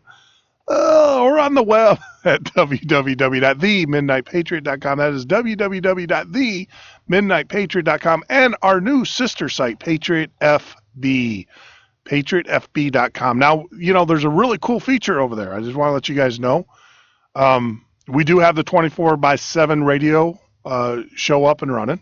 So when we are not doing the shows here at Patriot FB, you can actually listen to music. Yes. So there's no reason whatsoever for you to ever leave PatriotFB.com. Ever. Never. All right. So you guys can take it. But no, seriously. So our show rotation our schedule is going to start at 8 a.m. Central Standard Time. All times are Central Standard Time, mind you. None of this New York, Hillary Clinton, Eastern Time crap. So it starts at 8 a.m. Central Time. You got AVN with Michael from 8 a.m. till 10 a.m. Then right after that, we're going to roll right into modern country music. The modern stuff. Then that's going to roll right into JJ's show at 2 o'clock. JJ McCartney. He's going to have some guests on tomorrow. Now, JJ's back, and, God bless, I'll let JJ tell you guys this, but it's just the man, take a listen to the show. Great show. All of our shows that we put on the air here at PatriotFB.com are just outstanding shows. I'm kind of the oddball in the group. These guys are all professional, all polished. I just kind of wing it, and everything. But, hey, it's more of a conversation with me, But JJ's going to have a special guest on his show tomorrow. I highly recommend. Actually, the next couple days, he's going to have guests on and everything. Take a listen. Take a listen to it. But, our hearts and prayers, JJ, I just want to say, and you can tell the audience what's going on, but I just want to say my heart and prayer, our family prays for you every day. And, you'll always be in our prayers. And, guys, I just want to let you know, most men would give up. But we are and JJ is so committed to getting the message out there. Where other men would give up, would leave, would take care of what they need to take care of. No, JJ, he did a show today. He's going to do a show tomorrow, next week. And, that tells you how committed. And I want to let you know. I will tell you this. I wasn't on the air for the last 2 weeks. I can't tell you how many emails, Scott, Joe, all you guys, Sue, JJ, Stone, all you guys who are like, are you okay? Is everything okay? I kind of, took a little vacation, unscheduled vacation. No, I wasn't locked up. I wasn't incarcerated. I just, my daughters, my family were in town, and I wanted to spend both of my daughters, and our oldest daughter's in North Carolina with her baby, and unfortunately next year, though, I am going to be spending it with her. Hopefully we'll spend it all together. But the thing is that, it was just an amazing, a very amazing, amazing week, and everything. Oh, by the way, I'm dog sitting. I don't know if you guys can hear that in the background. That's Buddy. I have to dog sit. Sandy is with our oldest and our grandbaby, so I am having to dog sit. So that's, don't leave Buddy at home. 165 pounds. Let's leave him unattended in the house. So he's in the background. He's adding his 2 cents, telling me, what, Buddy? Oh, yeah, Buddy. Yeah, we know. She's a witch. We know. We know she's a witch. So no, so that's Buddy in the background and everything. I should probably close the doors to the studio, but I want to hear him just in case he gets himself in trouble and everything. But what a week. What 2 weeks. Just incredible, and very well. I feel spunky. Hopefully we'll get Stone. We'll get Stone on, and I'm sure he'll knock me down a little bit tomorrow on Tuesday. But you can join us on the web at Patriot FB. So then we have JJ's show that runs until from 2 to 4. Yeah, 2 to 4 Eastern time, and then from 4 we're going to be playing. Right after that, we're going to play classic rock. And then right after that, we're going to play 4 hours of classic rock, and right after that, then we're going to play about an hour or so of classic country. And then that's going to roll right into my show. And then we're going to follow up after my show with more classic country. And I'm talking Merle Haggard, that kind of, classic country. Hank Williams, the good stuff. Loretta Lynn, Dolly Parton, Kenny Rogers, just the good classic country. And then early in the morning we'll play the other stuff. The other stuff. And then we'll start, about 6 a.m. We'll start off with the 60s. And at 7 we'll start off with the 70s. See how that's going to roll? 60, 7, yeah. So everything. So we're going to roll into that and everything. But if you'd like to join the conversation, give us a call, 1-800-580-4870. That's 1-800-580-4870 or 262-997-0607. So tonight, I wanted to say that we don't have any Fallen of the Hero for the month of January. We did follow up with the month of December before we went on the vacation and everything, but there is nothing for the month of January. Buddy is going nuts in the background. So do you know what I'm going to do? I'm going to play a little music here. If I figure out what the heck is going on with him, who knows? Maybe he's trying to protect me and everything. So we'll take a little break here, and then when we get back, we'll be taking your calls at 1-800-580-4870. That's 1-800-580-4870 if you'd like to join in the conversation. Down while they walk across our back, but I'm a stand up. I'm gonna put my fists in the air. No, I don't wanna have to bring my guns, but I'll be ready if it goes there. But you can lay it down if you wanna. You can run away if you wanna. You can pretend that this is totally okay if you wanna. You can play it dead if you wanna. Care what they say if you wanna. Turn your back on the country and you right now, but I don't wanna. So let's stand up, put our fists in the air. No, we don't wanna have to bring our guns, but we'll be ready if it goes there. 'Cause we're the epitome of what's left of the USA. We're hardworking, honest, and we make our money the good old-fashioned way. But you can lay it down if you wanna. You can run away if you wanna. You can pretend that this is totally okay if you wanna. You can play it dead if you wanna. Forget what they said if you wanna. Turn your back on the country and you right now, but I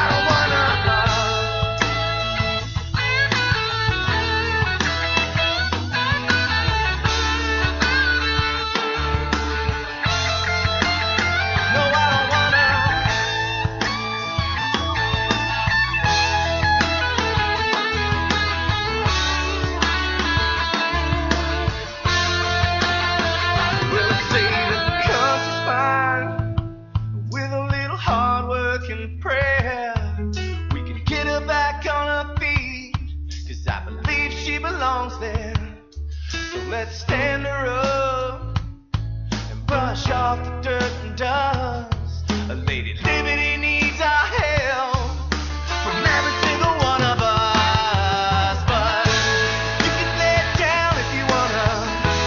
You can run away if you wanna. You can pretend that tyranny is totally okay if you wanna. You can play it dead if you wanna. Get what they said if you wanna. Turn your back on the country needing you right now. But I don't wanna.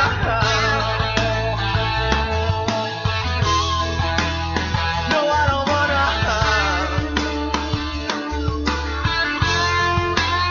But I don't wanna.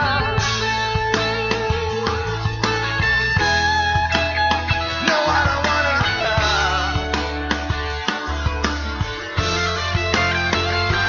So let's stand up, put our fists in the air. No, we don't wanna have to bring our guns, but we'll be ready if it goes there, yeah. So let's stand up, put our fists in the air. No, we don't wanna have to bring our guns. No, we don't wanna have to bring our guns, but we'll be ready if it goes there.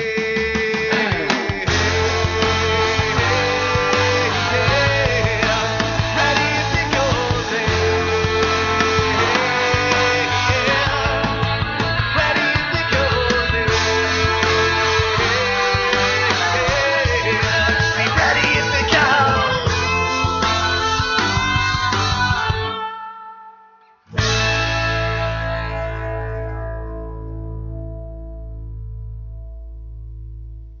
All right. So you're listening to the Midnight Patriot radio show and podcast. I'm your host, Jeff Norton.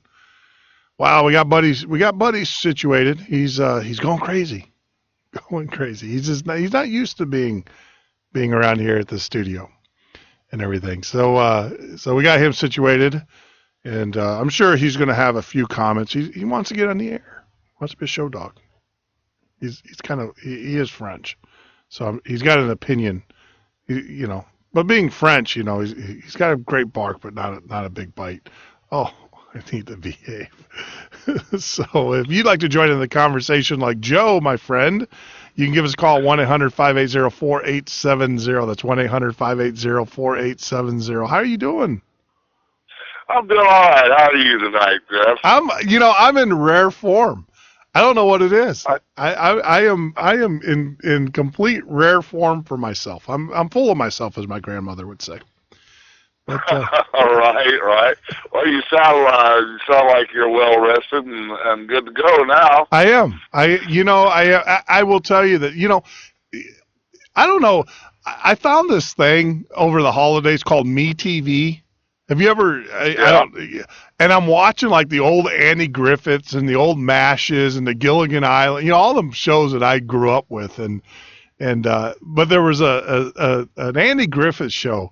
I don't want to sound too happy because Sandy's gone, and you know how that, you know, there's that scene in the Andy Griffith show where Aunt Bee leaves on the thing and they clean up the house, and then Andy realizes that once they got the house spotless, that Aunt Bee's going to be upset because she doesn't feel like she's needed and everything. So then they trash the house again, and then Aunt Bee, you know, is all happy, and you know, and that's the way I kind of feel. I don't want to be too happy because I don't want Sandy to think that I'm happy that she's not here. I miss her. All right. You know. Yeah, but you don't want to go there. No, I do. I can honestly say I truly do miss her, and I am learning. As the text she sent me from the very beginning of the show, you know, she goes, see, so you do appreciate me. So no, I do. But no, I'm in a good mood. I got to see my girls, which, you know, they're getting of that age where my middle daughter is away, you know, and doing her thing, starting college, and then my oldest daughter, you know, she's got her family, so I don't get to see her that much, but.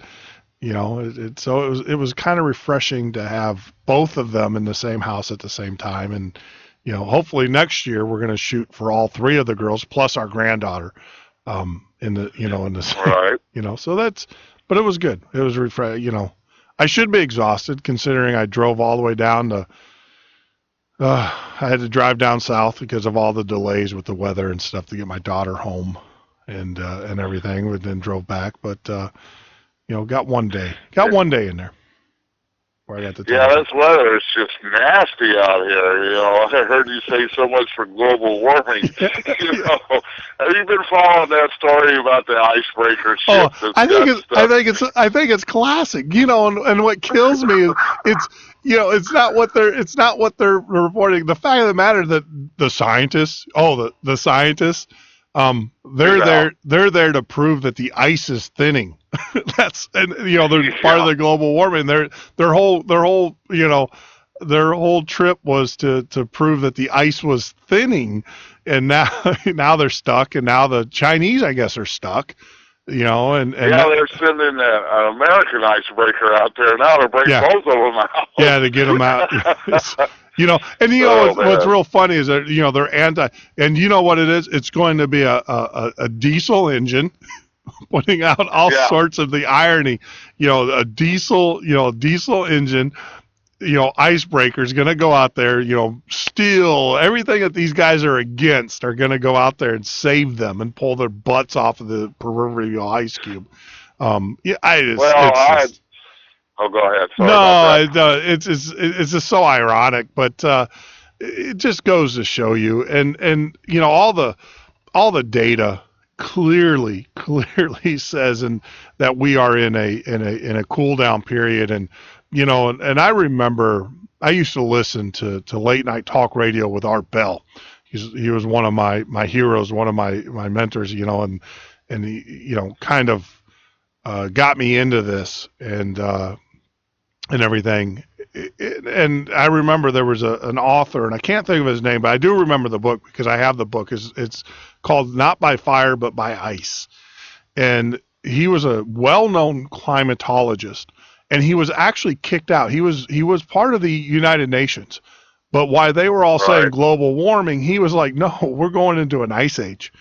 We're going into a global cooling period. And of course, his beliefs were drastically against the individuals out there who wanted to profit from spewing out their bunk science, Al Gore. But Al Gore, the creator of the internet. No, but come on, he did create the internet. If it wasn't for him, you and I wouldn't be talking right now. And and that's so funny because I remember those commercials on TV before the internet come out. Yeah. It's like, have you ever talked to your house at home and switched the lights on by your phone? Yeah. And then it goes, you will, and they had all these futuristic commercials about the internet before. You never heard of anybody called Al Gore. Yeah. And it was quite comical back in the early 80s. Well, it was, and we would be going to work with our jetpacks by now. Yeah. I want my jetpack. Yeah, so do I. I want my flying car. Well, I don't want to say, but apparently there's going to be a flying car that's supposed to be debuted. It's already out. It's an experimental mode, but there's supposed to be a flying car here, I think this year. Can you imagine what that will be like? You know how people drive anyway? You put them in planes? Oh, my goodness. That's just going to be a total wipeout. But, as long as they fly over Washington, D.C. I don't know. I always thought, I'd like to have a jetpack because I'd like to fly over every male that's got hair. Yeah. This is true. Because I got that solar panel for, well, I guess I shouldn't go there. But I'm bald-headed. That's it. And Well, what is scary, we talk about technology, though, but what I do, one of the things I did pick up over the holidays is that they are now developing, Northrop Grumman is now developing a drone that can make kill, no-kill decisions on its own. And they're I've been watching that, and it's kind of scary. It's kind of. It is. Hey, guys, have you ever watched the movie Terminator?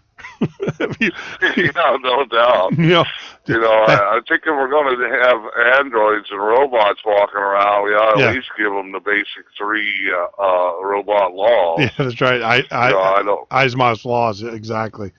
It's just, well, you know what concern? I'm not worried about, these things getting a mind of their own. And, I mean, we're at least a good 50 years. I'm going to be off the earth before that happens. But what I am concerned about, though, is it makes waging war so much easier when politicians now can sit and make a decision from a room and not actually, it doesn't really affect them. And it doesn't have, they do it now. I mean, think about your politicians now, and they wage wars that have no bearing or no effect upon them themselves. How much more easier it's going to be when they just say, "Oh yeah, flip the switch and let them take them out." Oh, well, they've done that in Pakistan time after time this last few years.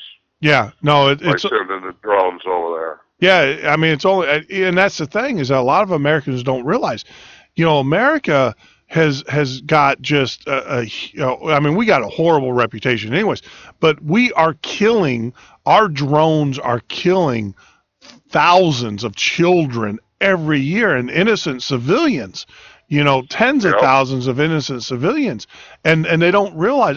You know what? This is what I say. How long would it take for America, in the good old U.S. of A., if say Mexico or Canada or Mexico, let's say Mexico, flew a drone over, and they were going after one of their drug lords,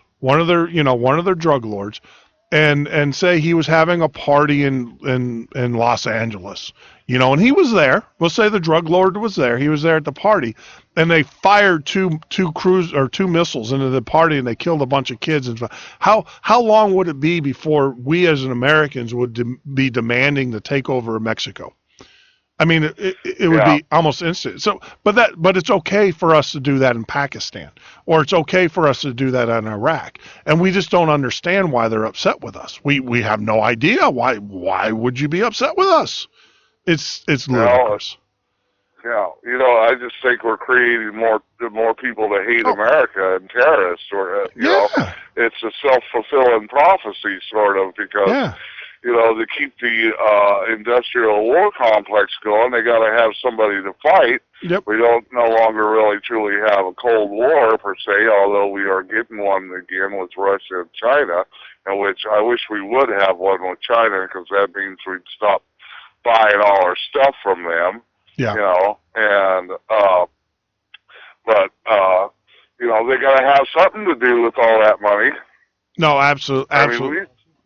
No, absolutely. We spend more money on our defense or our military than the next 29 countries in line. Yeah, no, look, this is problem cause solution. I mean, don't kid yourself. This is the material, the military industrial complex, creating enemies where there are truly not enemies. An enemy is when you have an organization that is like Germany, or I don't want to say Germany's our enemy, well, they probably are now, since we've been been bugging their prime minister, but the chancellor. But the fact of the matter is that these are guys in freaking huts in caves, in the desert, and we are putting just a vast amount of resources and military and putting our people's lives in danger to fight guys that probably would never come. Granted, you had a few terrorists, but those weren't Pakistanis. Those are Egypt. Those are Saudi Arabia.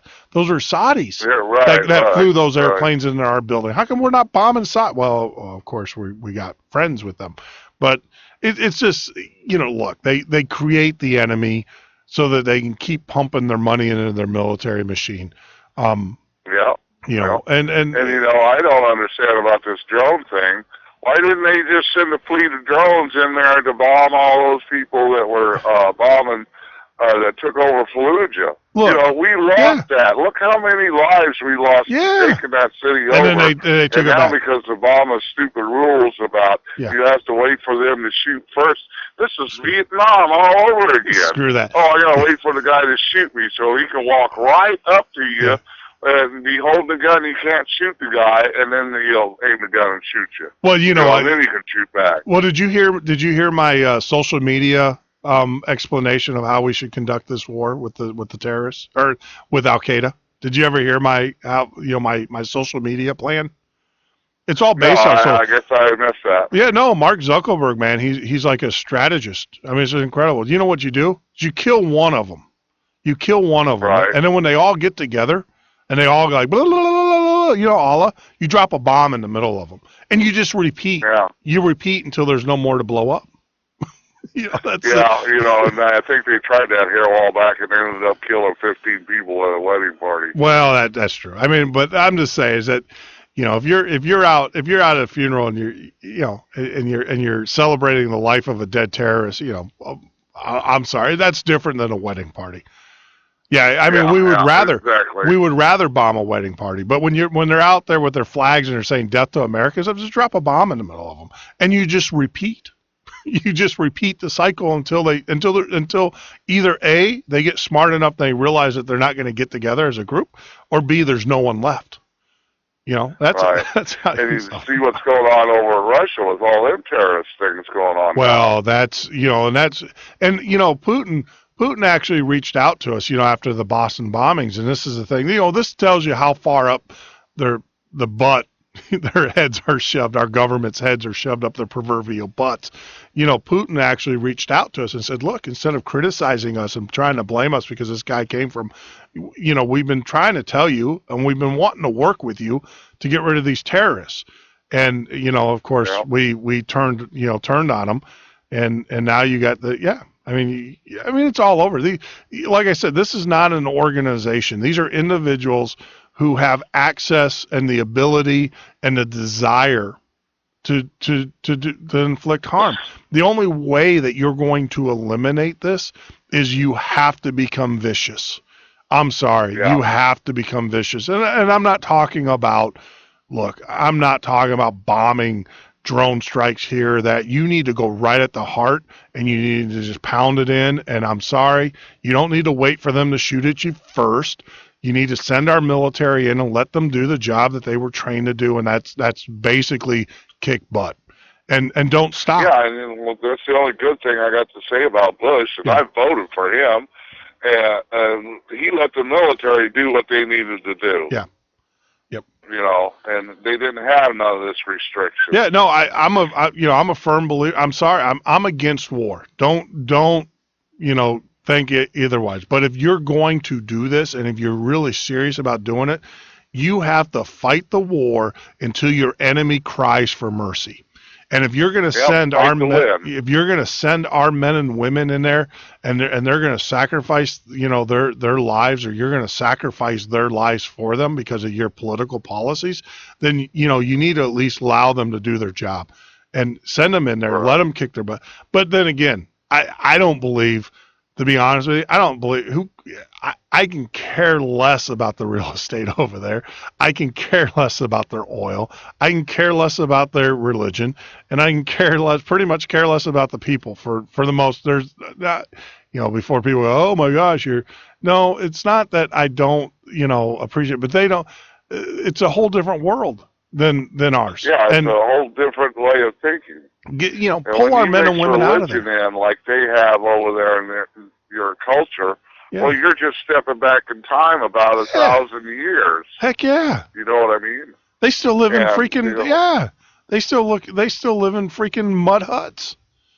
And if I had my way about it, I'd bring all our troops home, and if they killed one American, I'd turn one of their cities into a sheet of glass. I can drill oil for oil through glass. You don't even have to do that. My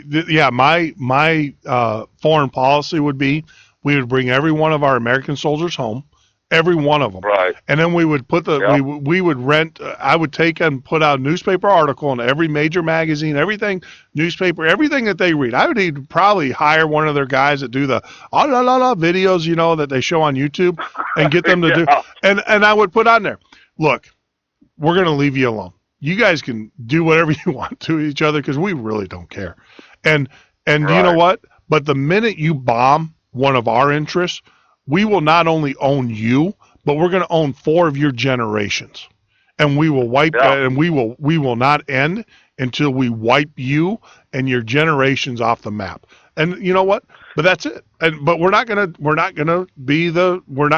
start the war. We're not gonna start the fight with you. But the minute you attack one of our interests, or the minute you attack one of our people or our soldiers, then at that point, and we're not gonna stop until you are crying for mercy. Not, oh, we're gonna go to a peace talk maybe. No, you're gonna be crying. Yeah. You're gonna be demanding, mercy from us. And we're not gonna. And that's that's the way it should be. That's my military policy. And I'm in full agreement with that policy.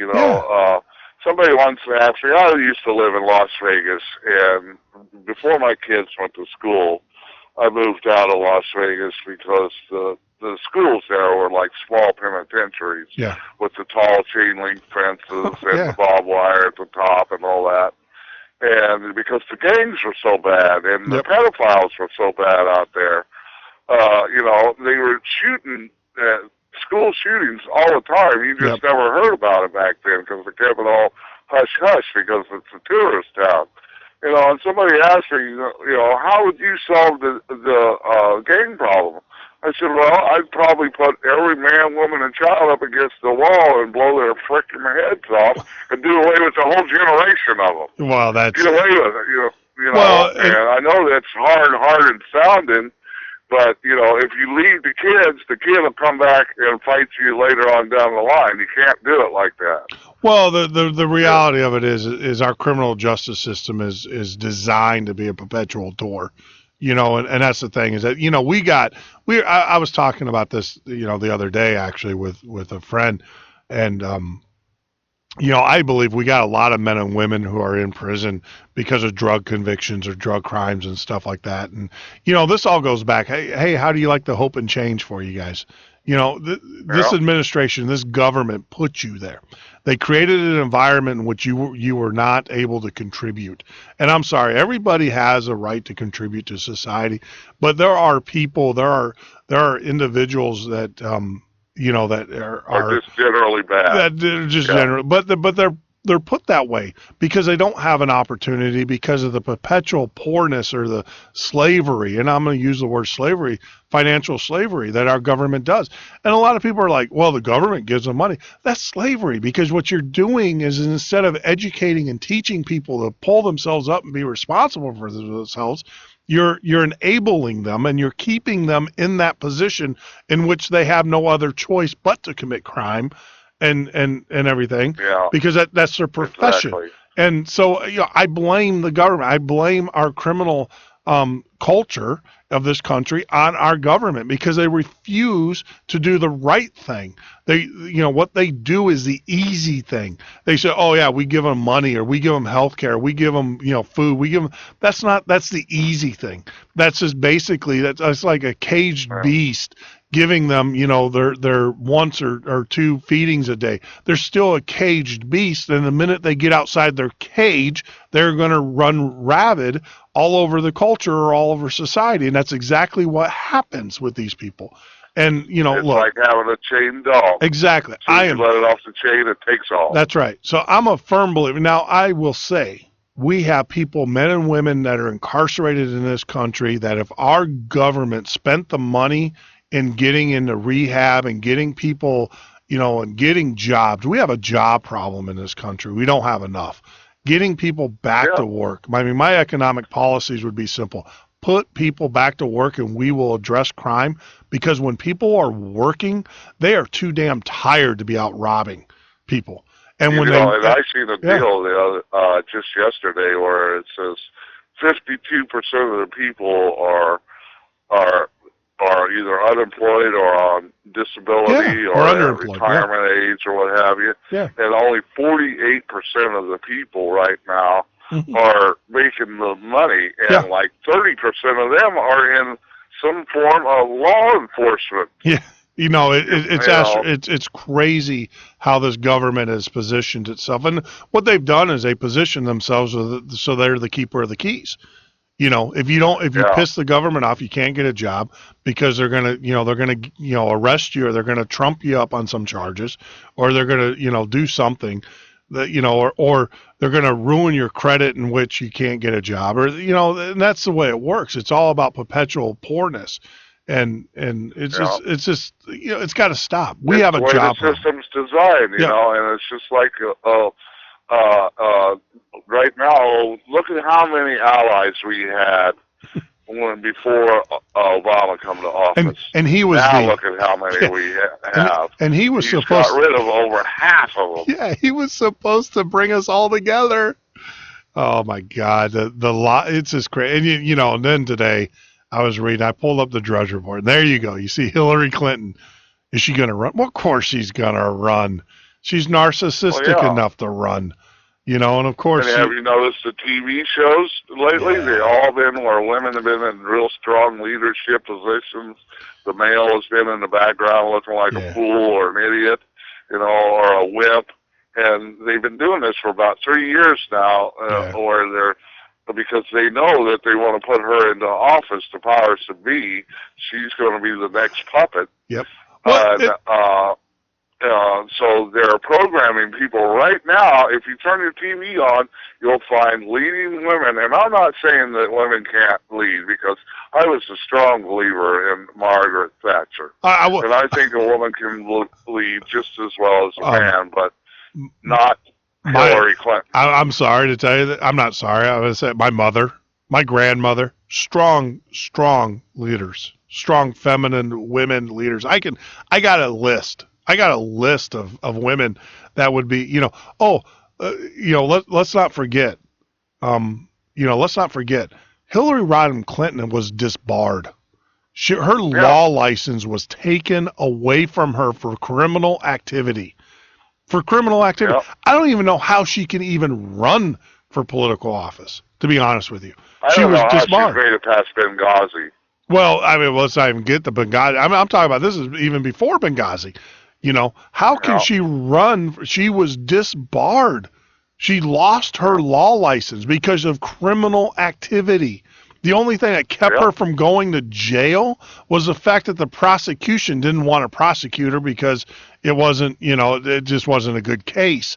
Not that it didn't have merits, not that it didn't have anything, but, prosecution, just because they don't prosecute you doesn't make you not guilty. It just means that it's just not worth the effort.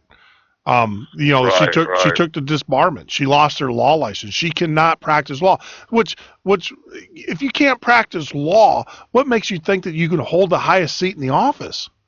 Be the chief law giver, right? I mean, that's what this administration is. This administration makes laws all the time outside of Congress. And so we're going to give her that gavel? And I've always wondered about that. You ever wonder why they make so many laws? What would they have to do if they weren't making all these regulations? Government's job is... It's like they're almost fulfilling we don't have nothing to do today, so let's make a job so we look busy. Yeah. Let's shovel paper. And I had an uncle one time that worked on a great big huge construction site in Chicago, and he was a bit lazy. And he would, at the beginning of the day, he would pick up 2 2x4s, and he would just walk them 2x4s back and forth from one side to the other on that job site. Well, lo and behold, the boss seen him one day, and he goes, every time I see you, you're carrying something or doing something positive around here. I'm going to make you foreman. I'm going to make you the boss. Yeah. And he come home, he was mad. He's like, now I got to actually do something. Oh, my God, now I got to go to work. Oh, jeez. Yeah. They're doing the same thing in Congress right now. I mean, they're making all these laws and making up all these things that we need laws and regulations for. Good Lord, we got along in this country for about 125 years without this. I mean, turn of the century, we had 300 car companies in this country. We had all kinds of small businesses everywhere, and there was no pollution. I mean, there was pollution, but not in the mass amounts of these corporations are making nowadays. Yeah. And it's, oh my God, it's like, wow, these corporations, and it all started out with J.P. Morgan and the railroad. They let one person get a large corporation in here, and he went crazy. And then everybody goes, hey, look what J.P. Morgan done. Let's do what he done. Well, and the thing is, I'm not against people making money. I'm not. Look, I'm not against it. What kills me is the reality of it, is the fact that the laws that they do pass, they protect, like the stock market. The stock market right now is going crazy, going insanely crazy, and everybody's like, "Hey, look, the stock market, they're above 16,000, blah blah blah blah blah." Well, yeah, because you have allowed them to rape the country, to rape the land, and now we're finding we're obese, we have diabetes. We're fighting all sorts of health issues with us. I mean, the government, but of course our government's not going to take care of those individuals or pass laws that protect you and I. They're gonna make sure that they got a cushion that the stock market's at 16,000, but you and I are going to suffer for it. I mean, here's a good. That's going to be the next bubble too. Well, I'm sitting here telling you, as sure as I'm sitting here, I've said they're going to jack that up so far that it's going to blow up, and that's going to be the cause of the crash of the dollar. The 3 weeks. Rest of the world is going to use that. 3 weeks ago, I actually said that's the bubble. That's where they couldn't detonate the nuclear warhead off of the Carolinas. This military is refusing those orders. So, they're purging and stuff. The only thing that this president, that they could blow up now is the financial markets. And that's just a matter of time before they do that, before they blow up the financial markets. And we all know that it's coming. Yeah. And if you don't think it's coming, then, keep sticking your hand in this, your head in the sand and believe everything. On PatriotFB.com, I have posted, the last night I posted some stuff about the Rothschild family and what have you. And they have done this very same thing to country after country after country ever since and before Napoleon. This is how these folks make their money. They have $500 trillion in the bank. They could pay off our national debt in a second flat and not even sneeze and miss the money. But they do this because they're making money off of both sides of this war. They're doing the financing for the other side, and they're doing the financing for this side. Oh, yeah. Sure, they want to keep this fighting going. Problem, cost, solution. I mean, come on. It's all about extracting money from us, the middle class, and then giving it. And look, and a lot of people are like, well, you're anti-capitalist. It's like, I'm not anti-capitalist. I believe, once again, and let me stress this, I believe people ought to be able to make money. I think society, we should have enough freedoms in this country that people ought to, but you should not make your profits on the shoulders and on the backs of the American people, or on any people for that matter. Forget American. Well, there's a difference between people like you and I having a small business making money. More power to you. But and then you take a corporation that's if they do something wrong and pollute the land or a river nearby, nobody's held responsible because there's no actual person to hold responsible. Well, look at Exxon. Well, look at BP. I mean, look at BP. I mean, the pollution. There's no one sitting in jail. Look, all right, let's back it up. I was at PatriotFB.com today, and I'm seeing, we reported on this about 4 weeks ago, where we're seeing radiation levels in our snow. And look at Fukushima. Who's being held accountable? What are they doing about that? The tuna industry, the fishing industry. I mean, the whole Pacific, for all that matter, is nothing but one big toxic soup of radiation. Yeah. And that's, who's being held accountable? Forget about accountability right now. Who's fixing the problem? No one. I was reading today, they're using duct tape. Duct tape. Yeah, I know. To fix that. It's like, what a better commercial for duct tape. Yeah. Hey, we fixed nuclear power plants. We fixed it. They're using, for those that don't know, they are using duct tape to seal the tanks that are holding back radioactive water. It's crazy. And we're seeing, increased, I mean, every tuna that they pulled out of the Pacific has now got, cesium in it or radiation in it. We're seeing now radiation waves hitting the Southern California beaches. we're now seeing, nuclear response teams out on the beaches in in California. But what are they doing about it? You don't hear about it on the news. Instead, you hear that the Packers lost, or that the Colts won, or this, that. But, look, I'm a fan of sports. Don't get me wrong. I'm a Packer fan. But you know what? If my news was sitting there and they were saying, hey, look, we have an emergency here. We need to start putting together a plan and stuff. And we need to start, figuring out what we're going to do to take care of our East Coast and the people that live there and everything. And I would watch that before I watch a Packer game. I'm sorry, but they don't. Well, that's because you and I are concerned about our living environment, our country. Well, yeah, I don't want to die of it. These people out there are just, they're fanatics about these sports. They know stats. When I lived in Las Vegas, you talk about people that know some stuff about sports. I used to go to the sports clubs there and inside the casinos and bet on the football games and what have you. And it's like the people sitting around in those rooms, they know everything all the way back to the beginning of that particular sports club. Yeah. But ask them who the president is, and they don't have a clue what's going on. No, they have no clue. They have no clue. And it just drives me up the wall. I mean, like I said, I didn't sit the 2 weeks I watched the news, and I was just shaking my head, and I'm like, I got to do a show. And I'm like, no, I promised my daughter I'm not going to do that. I'm going to spend time with her. I only get to spend 2 or 3 weeks out of the year with her, and everything, because she's growing up and, doing her own thing. And, I haven't seen Jackie in, 4 years, since she's moved back to, going to college there and stuff. So I'm just like, no, I'm going to spend time with her. But I was just going, oh my God, this is crazy. This is insane. And, it's just... you see where the number 3 reactor blew up and, it's got steam coming out of it now? Yeah, and it's like... That's a disaster. Okay, well, that is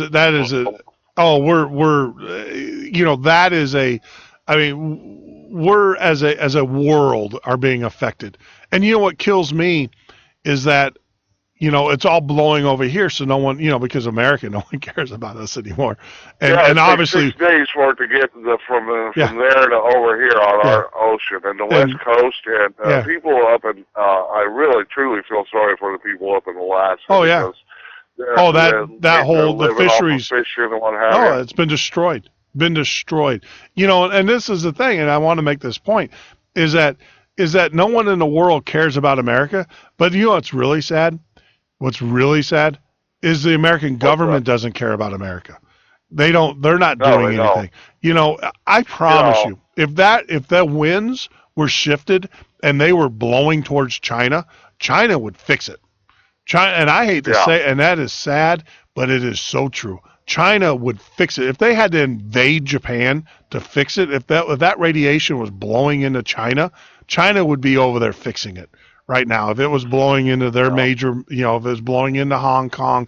Now, granted, if it was blowing into another province, which, they don't, there's no economic development there, China can care less because they need, that it's just another form of birth control for them. Or people control. Yeah. But if it, they would figure, America, our government doesn't care. You don't hear anything about Fukushima in the mainstream media. Nothing.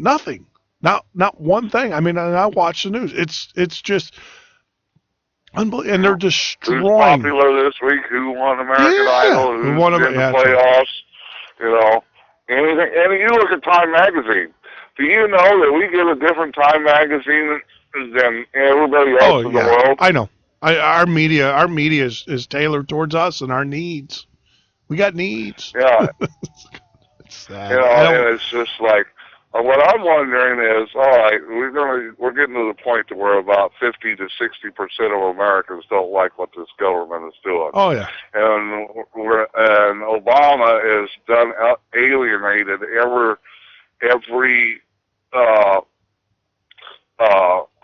ally we've had. And what happens when the whole world starts hating America, plus half of America, sooner there's gonna be a war there. They hate us. It's not soon when the world hates America. World hates American exceptionalism. A world we come across as arrogant, and we are. I mean, when I am fortunate enough that I've traveled the world, and Americans will go to other countries. Now, this is for you guys that don't know this. Americans will go to other countries and they'll act like complete assholes. And I'm just going to say that word because we're on podcast. I don't have to worry about getting on mainstream media anymore because that's not that's not where we're going. But they are complete just jerks in other countries. Yeah. And not only is our president, the selfies and all that stuff that he does and, represents us to the fullest extreme of being complete jackasses. The American people for the most part go over there. We go over there and we demand things. And it's like, it's just it's sad. And like I said, I've traveled and I've seen it firsthand. I've seen how people behave on airplanes, and I've seen how people, here you go. And there's a good reason for that too, because nowadays it's really only the people that's got a lot of money that can afford to travel. Well, not 100 years ago, everybody could travel. You could hop a boat today and wind up over in Taiwan. But it was you still had to do it. Do that now. Well, to do it in first class, you can't. But I mean, you can do it in a stewardship. But the reality, I was watching this on the news. They were talking about Southwest, here in Chicago, we had the huge storm and, we had all the delayed flights, and you have all these people there who are upset. Now, rightfully so. I mean, I would be a little upset too. The fact that, their baggage got mishandled or whatever, but they're losing the thing. My thing is, all right, let's put Sandy flew out and she was supposed to catch an 8:00 flight in the morning. She didn't get on a flight until 5 p.m. 5 p.m. that night, and she was complaining, and I could see her complaint. I didn't understand it though, and I'm talking, and I'm like, and I understand the frustration. Don't get me wrong, I understand the frustration, but the explanation that they gave her is the plane that she was going to get on was broken. The plane was broken, and so I'm sitting there going, well, I guess I guess we could have got on the broken plane. The last thing I want to do is be up in the air on a broken plane. I think I can wait 8 hours. The last thing you want to hear is your pilot going, oops. Oops, yeah, sorry. But I was watching this about the, they're talking about the baggage, the entitlement Americans. And I'm sorry, these guys are complaining, well, my bags are, it's like, look, you could have been on an airplane that got iced over or the bad weather and skid off the runway. You could have been dead. Be grateful you're on the ground. I mean, one of the things, look, I had a private pilot. Well, I have one. I just don't fly. I don't have a medical and everything. And one of the things my instructor taught me, he said, you always want to be on the ground wishing you were flying. You don't ever want to be on the air wishing you were on the ground. And that is so, that makes a lot of sense. Is so true. And so I'm watching, but that's an entitlement. Here these people are, oh, my bags got messed up. They're, where are my bags? Where are this? And I'm like, well, what are you complaining about? You're alive. You're alive. You could have been in an airplane that, crashed. We've had it too easy. People in this country have had it too easy. We've never had a war on our soil, ground other than the Civil War. And people don't realize what the world is really like. Yeah. And they think, hey, let's go to this restaurant or this place. Yeah. And I can see your point where they're just complete dicks. I don't know we do. Yeah, I want my Big Mac. I want my double quarter pounder right now. Right now. And it's like, have a little patience. Slow down in the world. It's crazy. We've lost our minds. We have. People just don't do that. Well, Sue, actually, I was at patriotfb.com, and Sue actually posted up, because of the storm, did you see the shelves of the grocery store? Yeah, they were all bare. They were all bare, and that was not, all right, look, a lot of people will post stuff up there, that were like, from other storms or something or hurricane or whatever. That was actually pictures that were taken today. And it's not like the storm. I'm in it. I'm in the -50. I mean, I had to carry my dog back into the house, 160 pounds back into the house because his feet froze to the ground. Yeah. And, he's with me now here at the studio. I don't know if you can hear him barking in the background because he's never been with Dad. We bring kids to work day. But the reality of it is that, but it's only going to be 2 to 3 days. Only. But they've already wiped out the stores. Speaking of Chicago, I don't know if you've seen this, but did you see where the federal judge rules handgun sales ban is unconstitutional in Chicago? Yeah. So they're closing that loophole now to where the people can buy guns again. Yep. So, we're winning this fight little by little, we are. one little chip at a time. We are. More and more people are waking up. Yes. I like to think of this year as the Great Awakening. Well, then, but Ding Dong, the witch is dead. She's coming in. She's going to run for office. She's going to clamp it down. Right. I'm telling you, she is going. This woman is going to clamp it down.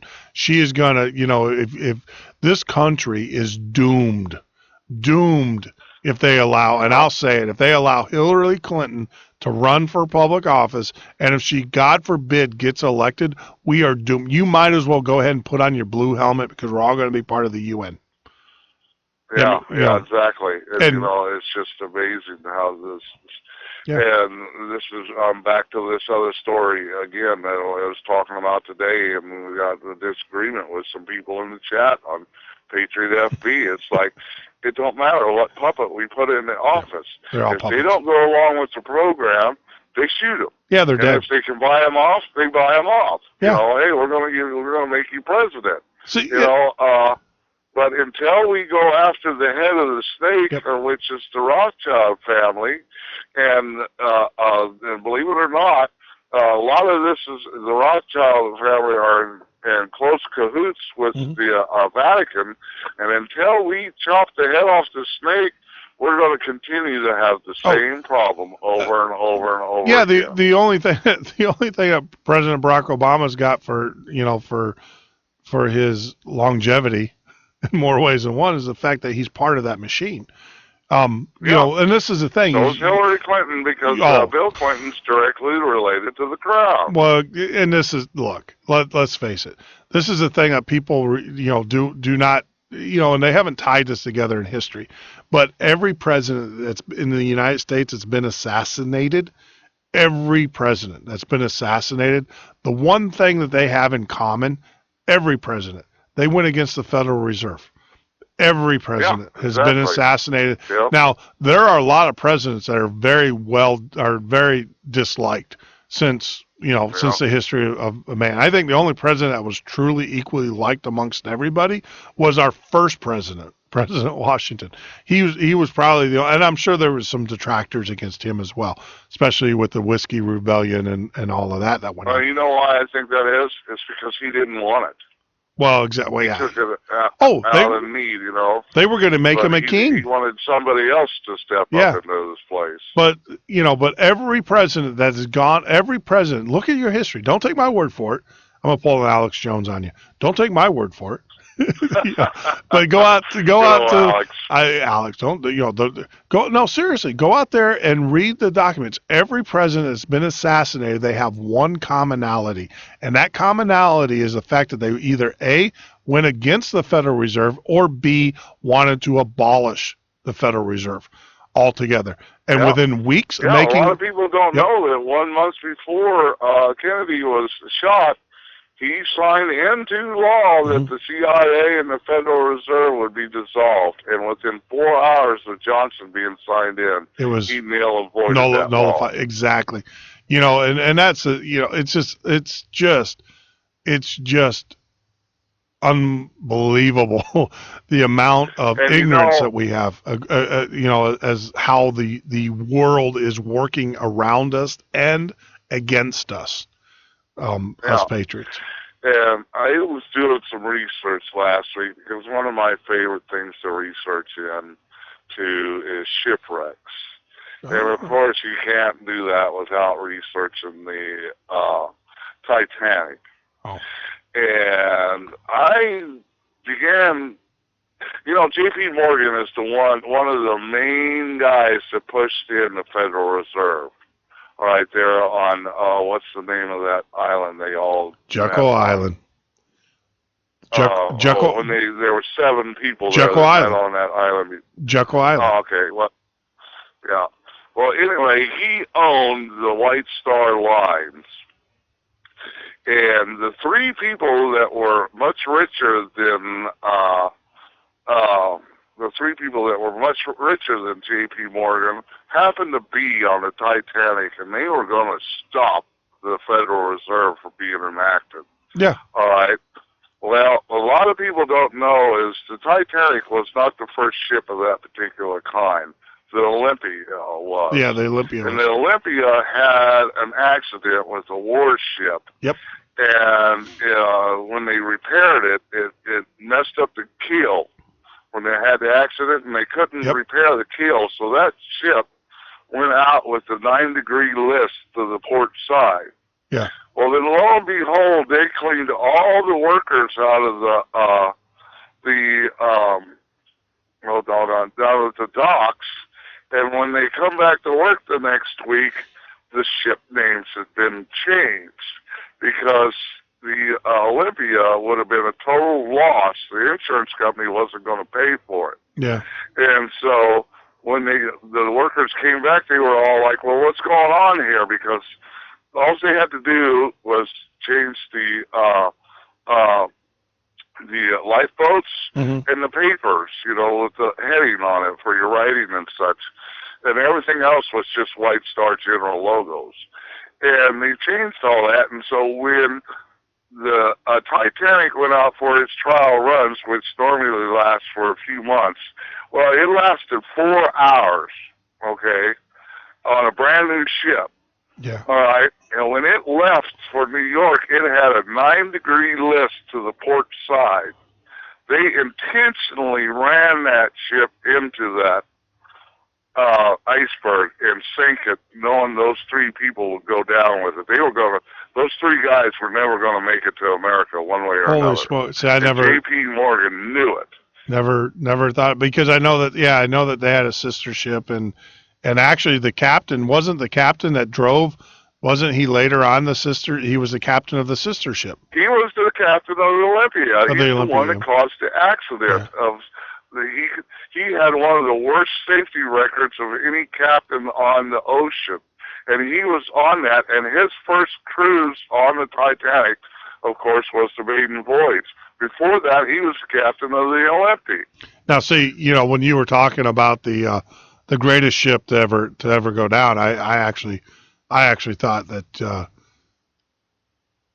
you were talking about the Edmund Fitzgerald, which is one of my. Yeah, I mean, I've done a lot of research of that one too. My favorite. That's a really sad story. I love this song. I'm gonna play it. I'm just gonna play it. We're gonna sit back and listen to it. Yeah, I love this song.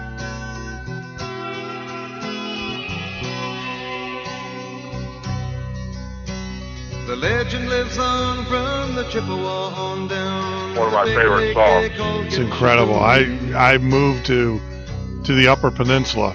The lake, it is said, never gives up her dead when the skies of November turn gloomy.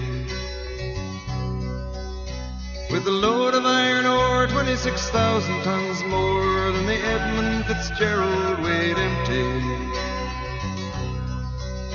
That good ship and true was a bone to be chewed when the gales of November came early. The ship was the pride of the American side, coming back from some mill in Wisconsin. As the big freighters go, it was bigger than most, with a crew and good captain well seasoned, concluding some terms with a couple of steel firms when they left fully loaded for Cleveland. Then later that night when the ship's bell rang, could it be the north wind they'd been feeling?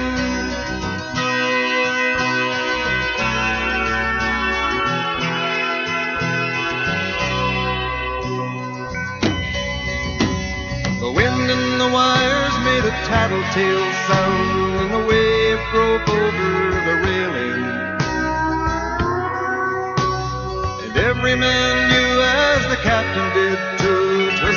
of November comes stealing. The dawn came late and the breakfast had to wait when the gales of November came slashing. When afternoon came, it was freezing rain in the face of a hurricane west wind.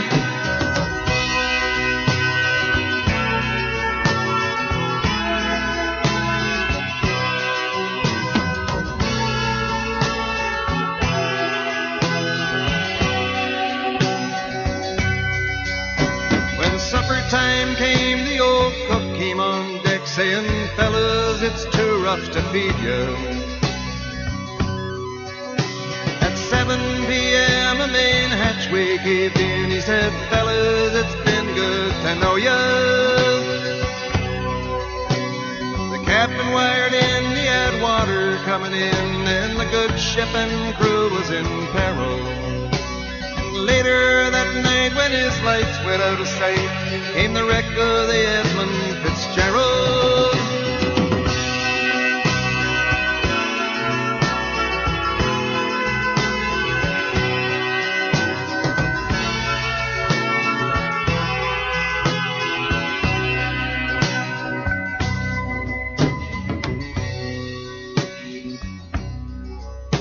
Does anyone know where the love of God goes when the waves turn the minutes to hours? The searchers all say they'd have made Whitefish Bay if they'd put 15 more miles behind her. They might have split up or they might have capsized. They may have groped deep and took water. And all that remains is the faces and the names of the wives and the sons and the daughters.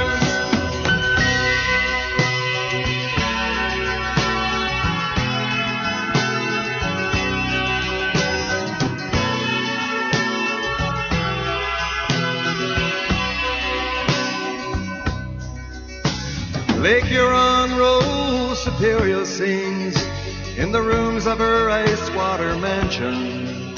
Old Michigan steams like a young man's dreams. The islands and bays are for sportsmen. And farther below, Lake Ontario takes in what Lake Erie can send her. The iron boats go, as the mariners all know, with the gales of November remembered.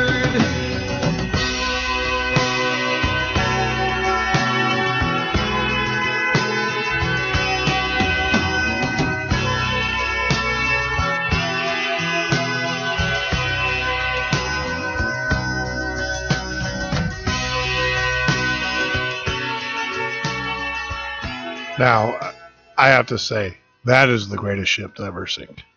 in my mind. Right. I know. We talk about when you look at it on the surface about the Titanic. Yeah. It cost them like $3 million to build that ship, which was quite a bit of money back then. Yeah. But then J.P. Morgan made $12 million in insurance off of it. It was quite profitable that ship went down. Yeah. They had not intended for all the people to drown on that ship, because the ship, the California, was 14 miles away, parked, waiting on the distress signal from the Titanic. It had been there for like 36 hours before, just sitting there in the middle of that ice field before the Titanic got to it. Okay, but due to some radio communications failures, the California didn't get the message that the Titanic was in distress, and by the time they did get it, the Carpathia, I think it was already there saving the people, Gotcha. or what people were left. The whole thing stinks, and it just goes to tell you what these people, these elites, will do. There's no life, there's no value on life whatsoever. Yeah. No, I mean, they can turn a buck. Yeah, as long as they make their money, as long as they're fine, we're cattle. I mean, we are. We're cattle to the elitists out there. I mean, it's just, look at Building 7. The amount of money, that that he paid for Building 7 and then turned around and, doubled his, took out an insurance policy. Imagine that, took out an insurance policy just weeks ahead, and the building.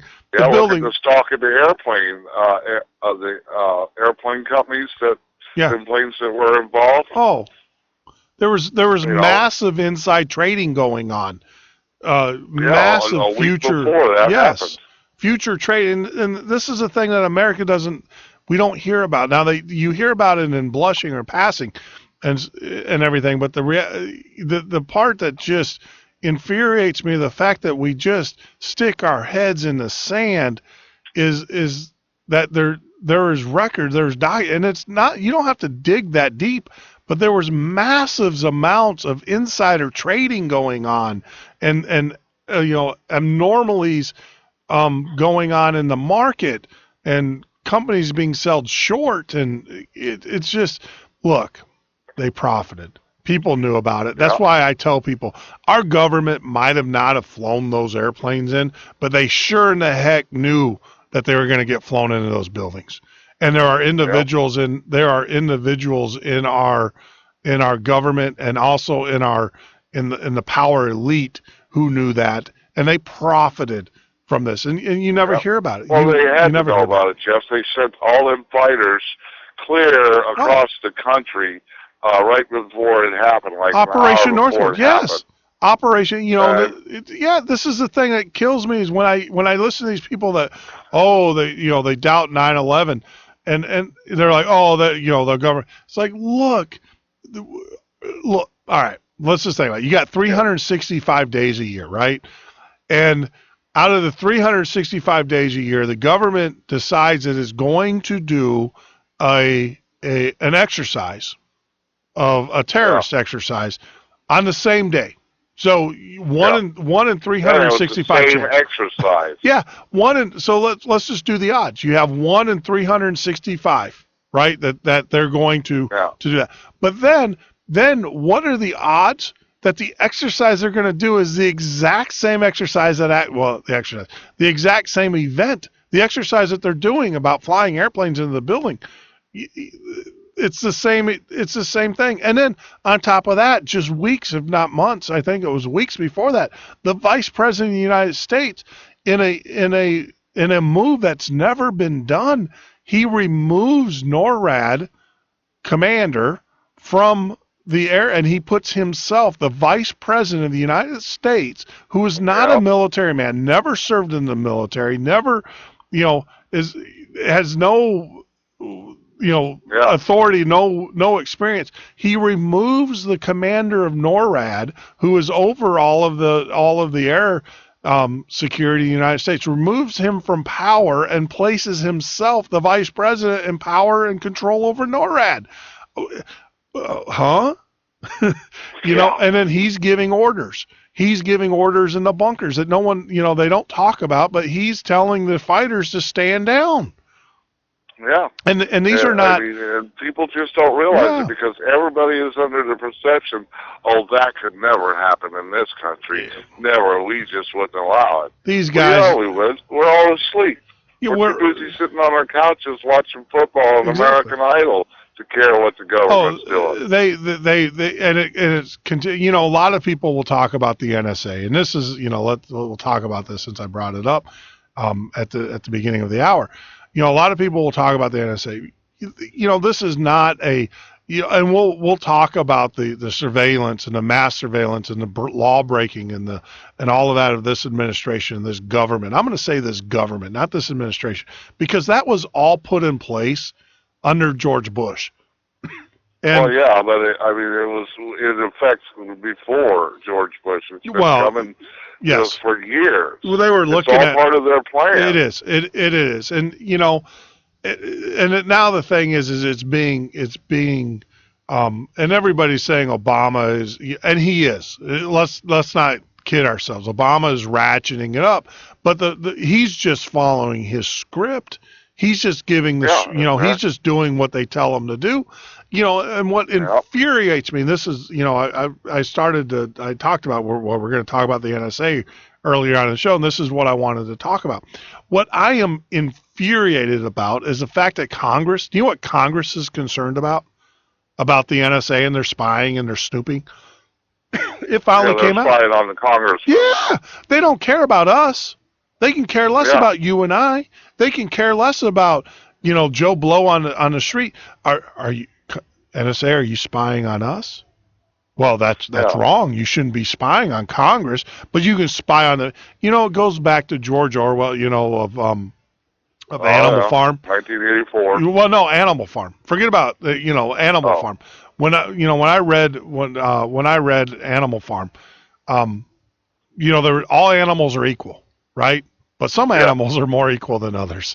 And that's what you have in this country. Oh, we're all equal. Yeah, we're all equal. Oh, but don't do that. Screw them. You know who we ought to be spying on? And I would demand that we spy on? We should be just spying on our elected officials because they're sticking it to us. We need to know what they're doing. Anytime you can take and make private or secret courts, that's what they used for the ruling for the NDAA law this year. It was judged in a secret court that it was needed.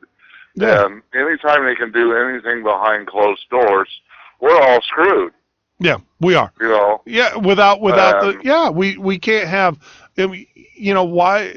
If it's so, look. I mean, I understand the need for secrecy in some regard. The reality of it is, show me one case, regardless of the case, show me the reason why you need to spy on every American, why you need to make drones that can make their own decisions and that can fire upon Americans. Why do you need to intern Americans? Why do you need to have kill lists of Americans? Why do you need to take away the guns and our Second Amendment rights of Americans? Why do you need to financially burden Americans? Why do it all leads to we need to take over America? That's what it leads to. Why? What other? If you look at the Roman Empire, the Roman Empire started out a republic. Oh yeah, I know. It wasn't always an empire. Yeah. And they're following the same guidelines as did the Roman Empire. I mean, they're slowly but surely chipping away at the freedoms and chipping away, and then pretty soon they're just going to implement a lifelong leader. Yep.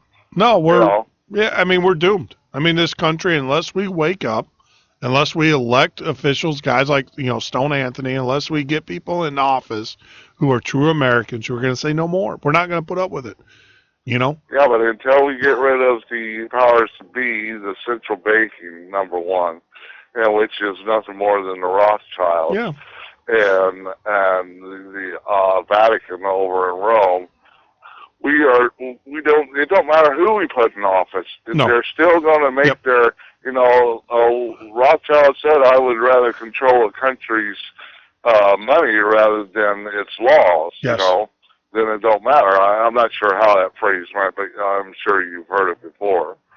And if you got somebody that's in control of your money, then it don't matter what the laws are we make here. They're going to do what they want to do, and they've been at this for a couple of thousand years. Yep, something that was they told. They know exactly what they're doing. Something that was told to me by a very smart investor of Wall Street, a good friend of mine, and actually his uncles were the. Have you ever seen the movie Trading Places with not Bill Murray, with who's the comedian, the funny comedian, the black guy, Eddie Murphy. Eddie Murphy. Remember the Mortimer brothers? Mortimer. Yeah. My friend was their nephew. Those were actually, the Mortimer guys were actually based on real people in the commodities market. And they were known, and I don't want to give out the name, but my friend told me this one day when I was young and naive and everything about business. And he said this, Jeff. He said, he who has the money makes all the rules. Yeah, exactly. and he's so right. And I said, well, I have a great idea. And, you know, I have patents in technology. I have patents and great ideas. But right. The guys that made all the money off of those wasn't me. It was the guys that had the money, you know, that paid for the lawyers to get it patented and all of that. And I learned that. And those guys are still making tons of money off of work that I did years ago. I mean, I get a little bit, but it's nowhere near the add a few zeros to the end of their check versus mine. And I'm the guy that created it. But I learned that. But that's a very, he who has the money makes all the rules. And that's just the way it is. And, you know, and so you have to make a decision. If, you know, do you want to be part of that group? And, you know, if you truly want to be part of that group, you know, there's one thing that they told me that you have to do. Your sole purpose has to be money. If you want to be part of this group, if you want to be part and you want to go to the clubs and you want to go eat dinner and you want to at the fancy restaurants and you want to fly around in the Lear jets and stuff, which I've done, but you got to play. Your goal is to make money, and that is your only goal. And you know, there's a part in which I say, hey, you know, I don't want to be part of that. I mean, I don't want to be anywhere. You know, that's just not who I am. And so you walk away from it. But you know, it's crazy. It's crazy. So, Ding Dong, the witch is alive. Oh. She's coming. Yeah. She's coming. You know. Oh yeah. You know, they said that Obama was here to set the stage, and then Hillary Clinton was going to put the hammer down. Yep. And this is the way what I've heard. We're screwed. And you know, when I first got in this fight for you know, for our freedoms and what have you, I thought this was just kind of a local American thing. But it's not. This is a world thing. We are the last stand of freedom. Yes, we are. And if we fall, the whole world is going to fall right behind it. Absolutely. And this fight is so much bigger than anyone could possibly think. Yep. And we've got to beat these folks. And I mean, if we have to use violence, and I'm not one that you know, says to use violence, but it's coming down to where they're forcing our hand. Look, we got to fight. You know, to where it's the last resort. Absolutely. We're going to have to track these people down and take them. Yep. Take them out. Yep. Well, you know, I don't think we're there yet, but we're getting close. We're getting close. So, hey, guess what? It's about that time, my friend. It's amazing how quick time flies.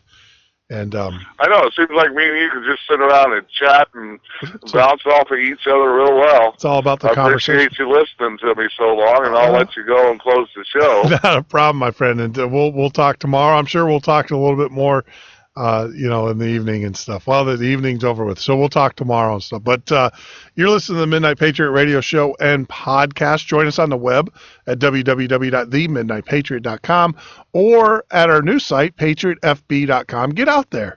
You know, get signed up. You can use your Facebook account or you can create a separate account. You're gonna find it pretty similar to another social media site that you use, patriotfb.com. Now, starting right after the show, 24/7 music. That's right, 24/7, 365 days a year. If you want to advertise at patriotfb.com on our new radio show, shoot me an email, jeff@themidnightpatriot.com. But you're listening to the Midnight Patriot Radio Show and podcast. I'm your host, Jeff Norton. Join us on the web at www.themidnightpatriot.com. May God bless you and may God keep you until we talk again tomorrow, my fellow patriots.